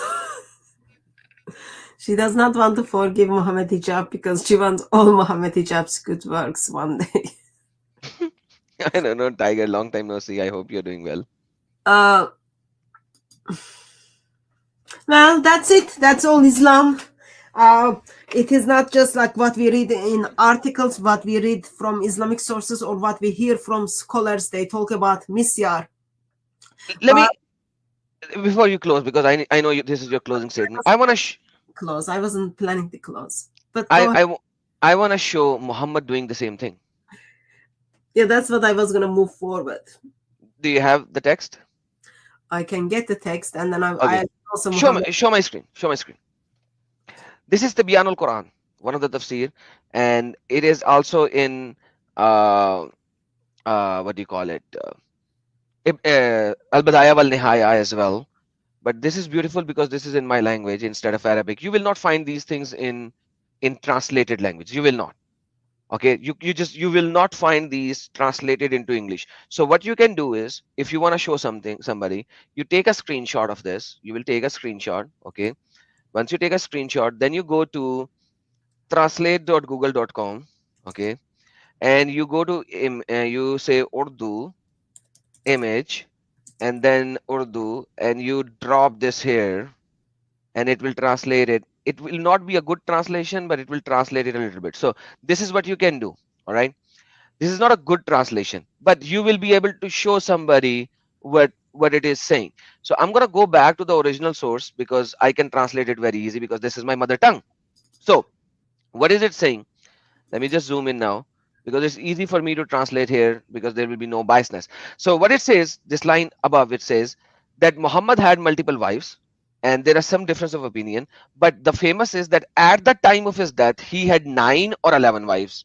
All right, and two sex slaves, 9 or 11 wives. Now he says, but as far as the remaining wives are concerned, Muhammad had 28 wives. 28. Hazrat Rehana, we also mentioned Hazrat Kalaiba, and there is a difference in opinion of her name. And then Al Aliya bint Zuban, and the Zuhri said that Aliya bint Zuban went, Muhammad went to her, did marriage, and then took the rukhsati. Rukhsati means took her out of her house to his house, and then he divorced her. So Muhammad had a one night stand marriage with one of the wives. And one of the call is that he never did the rukhsati. And then he said that next we'll go to uh, Fatima bint Zahak. According to Zohri, Prophet married her, then took her to her home, means had sex with her, and then he divorced her as well. Hazrat Isma bint Nu'man, also Muhammad did the nikah with her, and then she came to Muhammad. Once she came to Muhammad, you divorced her. And then according to one of the separate statement, she asked and she said, let me go. And Muhammad did that. Binte Kaish al Asr was a sister and she also did the nikah. And then Hazrat Maud, his friend, went away, his brother went away, and that's where she found out that Muhammad died. So once again, she never came to Muhammad, and but then she became a murtad, and then that lady became a murtad as well. And then Asma binte Salat as-Salama, and her second name is Saba as well. Muhammad did the nikah with her, but before Muhammad could take her to her house, Muhammad died. Hazrat Sharik, uh, Muhammad divorced her before Muhammad inserted himself. That's what it is. Dakhul se pehle, before inserting. Uh, and then Ashrafa binte Khalida Wahiba Kalbi was the sister of Wahiba Kalbi. Muhammad did the nikah with her, but Muhammad died before he could take her. So you will see a lot of women Muhammad married, but before Muhammad could enjoy them, Muhammad died because he was given poison. Laila bint Khatim did the nikah with Muhammad, but she was very honorable woman, and she said that, please finish my nikah. So she actually asked for a khula, and Muhammad gave the khula. Hazrat Umru bint Mayyan Ankandiya, uh, before she could reach Muhammad, Muhammad died. Hazrat Jamla bint Jumayn, Muhammad did the nikah with her, but before he could do the bed sharing, um, Muhammad divorced. Hazrat Ghufariya, uh, Prophet married her, but then on the day of the night, when Muhammad took her clothes off, Muhammad saw a white mark on her body. Sister, when the body has white marks, what does it call? There's a thing when you have white marks on your body. What is it called? It's a specific problem, right? It's a skin disease. Yeah. So Muhammad took her clothes off. Muhammad saw the skin disease, and then Muhammad divorced her after taking off her clothes. Like Muhammad saw her, took off the clothes, saw the white mark, and Muhammad said, "Go, I'm divorcing you." Like imagine 28 wives, and I'm gonna keep on reading. There's the names and everything. Some he had sex, some he did not, some he died before he could take them home. 28 wives. So nothing is surprising that Muhammad Hijab is simply following the examples of his prophet, teachings of his God, as well as guidance of Islam, and causing damage to Muslims. There is nothing surprising there. Only the thing we are surprised is like we hear those things, and then just like when it happens, oh, you are surprised. It still happens in England. I've got a clip of Yasir Qadi where he talks about like this part-time husband, part-time wife thing, misyan marriages. Like it is just nothing strange to the world of Islam. It is simply crazy, sister, if you look at and Javeria is the perfect example for that. Remember, Javeria came to Muhammad for help, and Muhammad said, "Oh, should I not give you better help?" And he's like, "What? Let me marry you." Just like this. Good, Just like this lady. good thing is about Muhammad, he didn't meet with people in a hotel rooms. Maybe because hotels weren't available for him yet. Exactly. Muhammad had like 13 hujras anyways, right? And he can go into the house of anyone. And then, Allah said to himself, any woman who will give herself to you, just take her and enjoy her. Yeah. Chapter number 33, verse number 50. There is a video on DCCI channel regarding Yasir Qadi who is speaking about misyan marriage. I'm gonna play that video a little bit, so we kind of know that it is not something new. It is Islamic and Muslim scholars are talking about it even, and we just become witness that even the Muslim missionary Dawa gangist part-time stripper Muhammad Hijab simply accused of being practicing it. Let's play that video, and then after that I'll play the video where Muhammad Hijab marries people. Muhammad Hijab does like McDonald's marriages. Oh, yes, please. She did not want what she said to me, a nagging husband. I don't want a nagging husband. I just want a husband to visit once in a while. And so here's a man. I don't want any money from him. He has his wife and children. And so I don't mind, once a week, twice a week, we agree. She might be a career lady and the man has no job. So she will agree to take on the finances as long as the husband becomes a husband to her. That's the type of life she wanted. She didn't want to live in husband. She did not want somebody constantly with her. She's happy, basically no expectations, and simply agrees to have a person in her life, a man who will become her husband. And they agree to this before the marriage. And it is solidified. A large majority, overwhelming majority of scholars and fatwa councils have said that it is halal. Far more women are economically stronger. They become financially independent. They don't need a male for depending on them financially. And therefore, women feel empowered via their careers. They feel they're happy the way that they are. So a part-time husband might be more ideal for them. We have a surplus of women.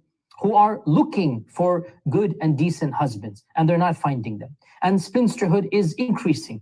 And because of this, misyar marriage is on the rise. And each side would offer what they're willing to negotiate on. So men would say, for example, that I can only give one night of the week. I don't have time to spend. I want one night of the week. And the woman, for whatever reason, would also say, okay, you know what? I'm fine with only one night and the rest you can spend with your other wife. You don't have to have any sheikh or alim. It can be done in the living room of the bride or the groom's house, and everybody is present over there. And it's going to be the acceptance and proposal should be between the wali and between the husband to be. And when that is done with the mahar and the witnesses and everything, then alhamdulillah, the nikah has taken place. Now the term misyar, and what it means is to make things easy.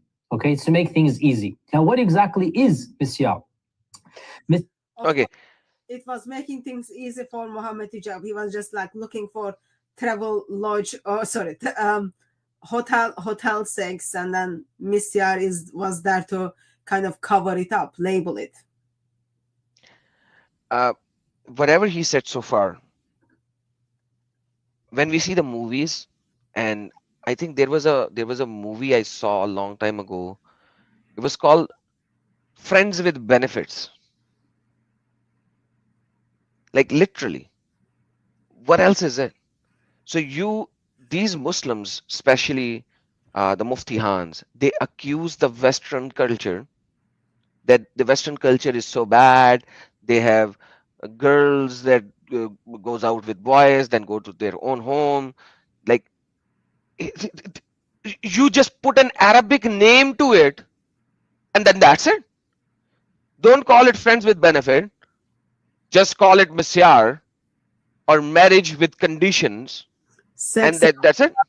Just put it sex in a hotel. Yeah, so it's sex marriage. Like that's what the lady said. Yeah. Aisha said sex marriage. So just name it. Just give it an Arabic name, and the prostitution does not remain prostitution. And the lady abuse does not remain a lady abuse because you have given it a Arabic name. Like they're slave of Arabic. They're like literally these Muslim scholars and Muslim ladies. They're slave of Arabic. Like they're not even slave of Arabs. Forget Arabs. They're slave of Arabic. You give an Arabic word to it, and every bad deed is halal. That's what it is. Welcome to the world of Islam.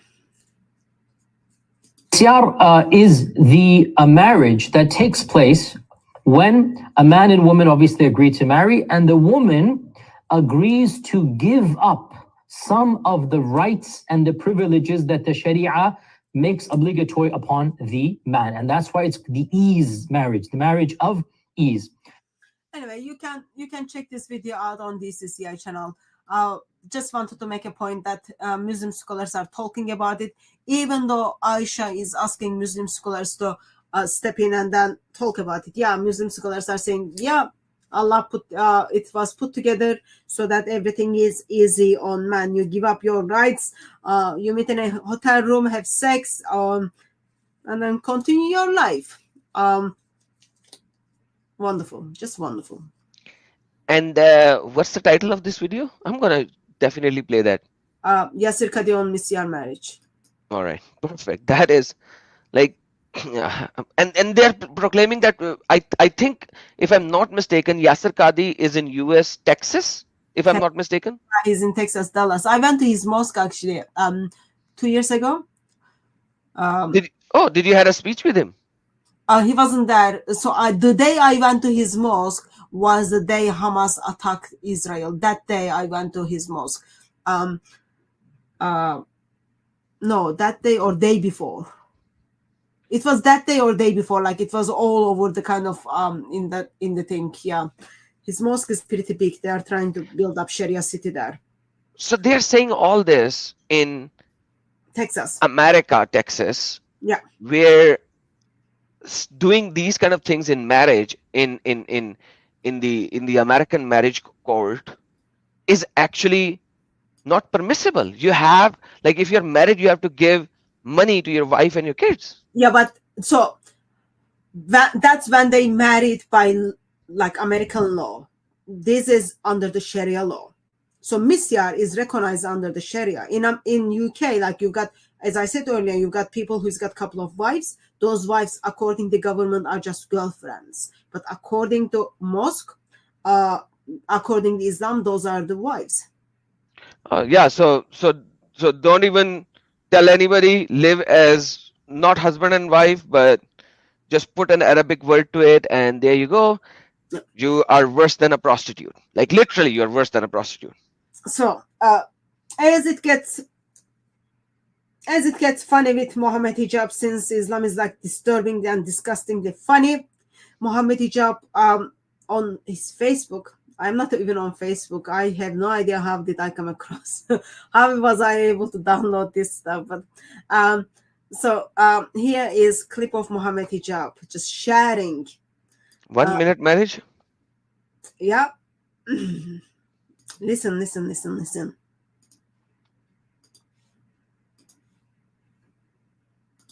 I've gotten people married in 1 minute and 60 seconds because I was busy. Honestly, someone comes to the office and say, listen, I need to get married, this and that. I say, listen, I need to go to the toilet. So this is going to have to be a quick one. I tell you the truth. I've even gotten people married on WhatsApp. And now there's a difference of opinion on the matter. But I was driving and this guy called me and said, look, I'm going to commit haram. He goes, I've got 2 witnesses ready on this WhatsApp group.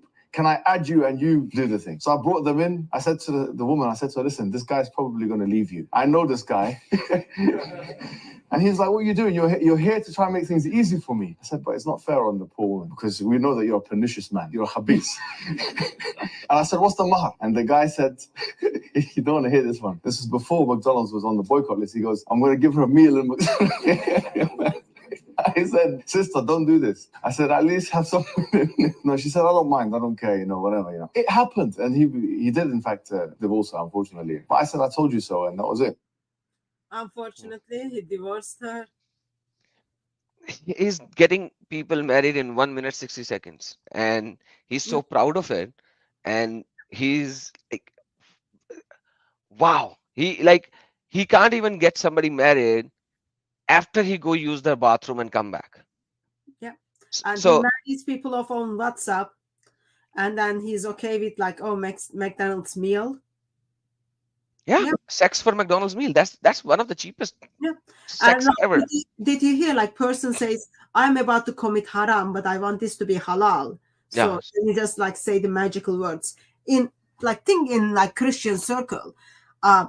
If I want to get married with someone, husband, potential future husband, comes to church, meets with the pastor, and then you go through marriage classes. There is like marriage preparation classes you take through, and then pastor expresses his views on the kind of comments you make. There are classes like sessions you do.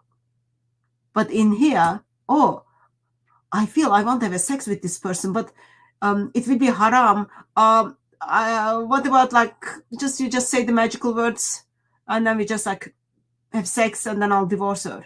McDonald's meal. Yeah.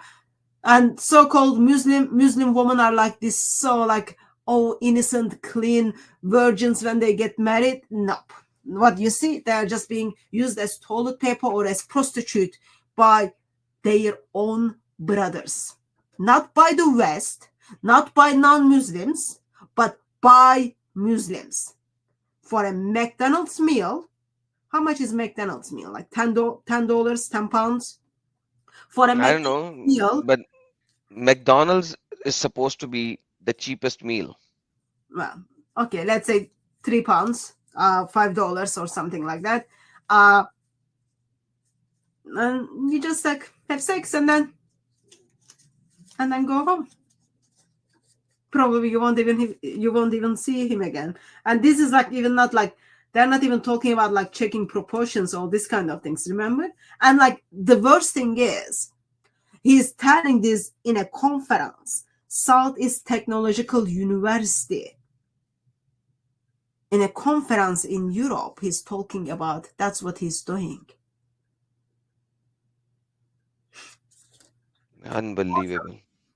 Welcome to the world of Islam. Punishment ideology punishes the Muslim woman and justifies everything for man's sexual desire, from hotel room to McDonald's meal. Wonderful ideology. Just so wonderful. And they have the audacity to say something bad to others. Like, really? Like, that is what, like, now I remember again the bashing that Nader Ali did at the end about Christianity, which was not even the topic, and he was just babbling. And I was not even given the time by the moderator to respond because the question was for him. It wasn't about the topic, brother. Yeah, but like he was bashing. But the problem is that they have the audacity to bash others with all of this. Like, really? It hurts my feelings. Like, I was once a Muslim, and yeah, marriage in Islam doesn't have to go through any rules and regulations what you taught in the church. I have no idea that Christians would even do that because I wasn't married as a Christian.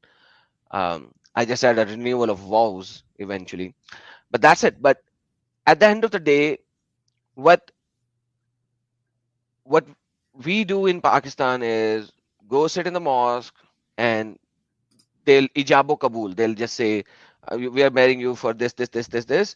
Is it? Are you okay? Say yes and all that." But what you are showing me here, they have taken it to the next level. You know, I have rented the room. I have the girl with me. I don't want to have sex with her. Just say the magic words. I will say yes, yes, yes 3 times, and then I'll take her to the hotel room. Yeah. That's And it. you know, you don't even need to meet me. You don't even need to ask me about my character or anything. Just get on WhatsApp. That's why I am not on WhatsApp. WhatsApp is very dangerous. Not only government checks your things and then deals with your stuff, but clearly WhatsApp is the place where you set up your hotel appointments with a strange man to go and have sex. So keep away from WhatsApp. Keep away from WhatsApp. Marriage is beautiful gift given to man and woman by God. It talks about how it gives us the responsibility of Bible gives us the responsibility for the marriage for husband and for wife, and it is the loving union. You share life, and it's not like it is pretty serious. It is pretty serious covenant between man and woman. And then you turn to Islam. Not only see how Islam is abusing those terms, but you get to see how Islam what is the term? How Islam Destroys this destroys beautiful legislation. Islam destroys that union the real God put forward. Very disgustingly disturbing. And this is what, like, keep that in mind. This is what do they do their own. There are testimonies of converts into Islam and how they are used as second wives and then abused. If they do this to their owns, their treatment to their converts, their treatment to non-Muslims should make all concern. That should all shake us and then make us to say, like, okay, I've got to do something about this very false ideology. We need to destroy this ideology, and then we need to replace ideology with the teachings of our glorious gospel. Otherwise, none is safe. I remember reading people are stating not even watermelons or vegetables are safe. But clearly not hotels or McDonald's are safe. McDonald's, like, they're making videos. Don't go to McDonald's. It's support Israel. All those don't go to McDonald's. It's all like in Sla. You've got this huge queue. Just Muslims are waiting with their PJs to grab McDonald's. And now they are giving their wedding money to the woman with the McDonald's meal. Sickening. Brother, what is your take on? I've got live stream like in 2 hours, so you better share your take on this, and then I go and have my life. I'll see if there is any WhatsApp group I can go and check and then see what they're offering. I have been saying things like in the middle as well and everything that um it's disgusting, quite frankly. I literally I'm out of words. Usually I'm the person who speaks a lot, but like right now I'm out of words. And the only thing that I can say is that when I read these kind of things and then I look at the life of Christ and his teaching and how he made the perfect bond between the two people, and it's just it's you can't even compare that. Like it's a contrast. It's like a full 180 degrees contrast where you have to give your life for your wife, just like Christ gave life for his people. And you'll see that wife and husband has a very, very beautiful relationship as described by Christ. You just simply cannot just take on one and then divorce it and take a second one. Rather, it is said you are doing abomination in the land if you do some such a thing, unless she is unfaithful to you or you are unfaithful to her. Unless that unfaithfulness happen in a sexual manner, you are not going to do that. It's like a perfect bond, and it's recognized by God, and it's a very, very different kind of a relationship. Husband, love the wife as Christ loved the church. Christ gave himself for the church. Husband, love your wife as Christ loved the church. Thank you. Very, very serious. Very, very serious. With that being said, thank you so very much. There is a super chat you might need to take, and I need to say thank you to Uncle Joe for his generosity, and then also I had this comment actually appeared earlier.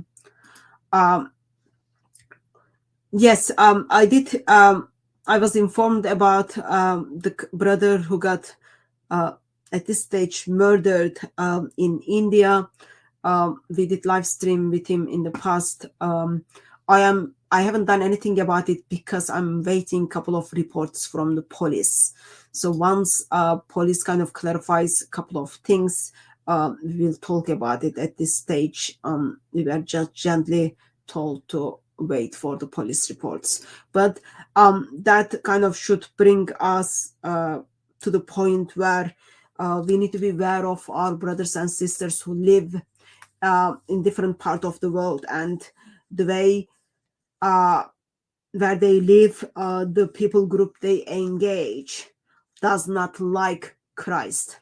Therefore, followers of Christ are being persecuted, and in this occasion is being murdered. So please pray for our brothers and sisters. And someone wants me to be deported from UK because I'm not illegal immigrant. Yeah, they can easily deport me. Well done. Where should I be deported? Why don't you want me in England? Because I don't allow you to do things in England? Oh, bless your soul.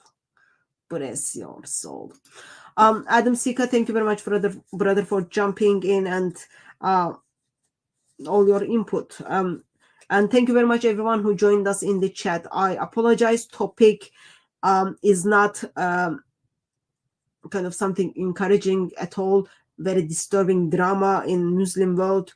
But we look from the perspective, this is what Islam teaches.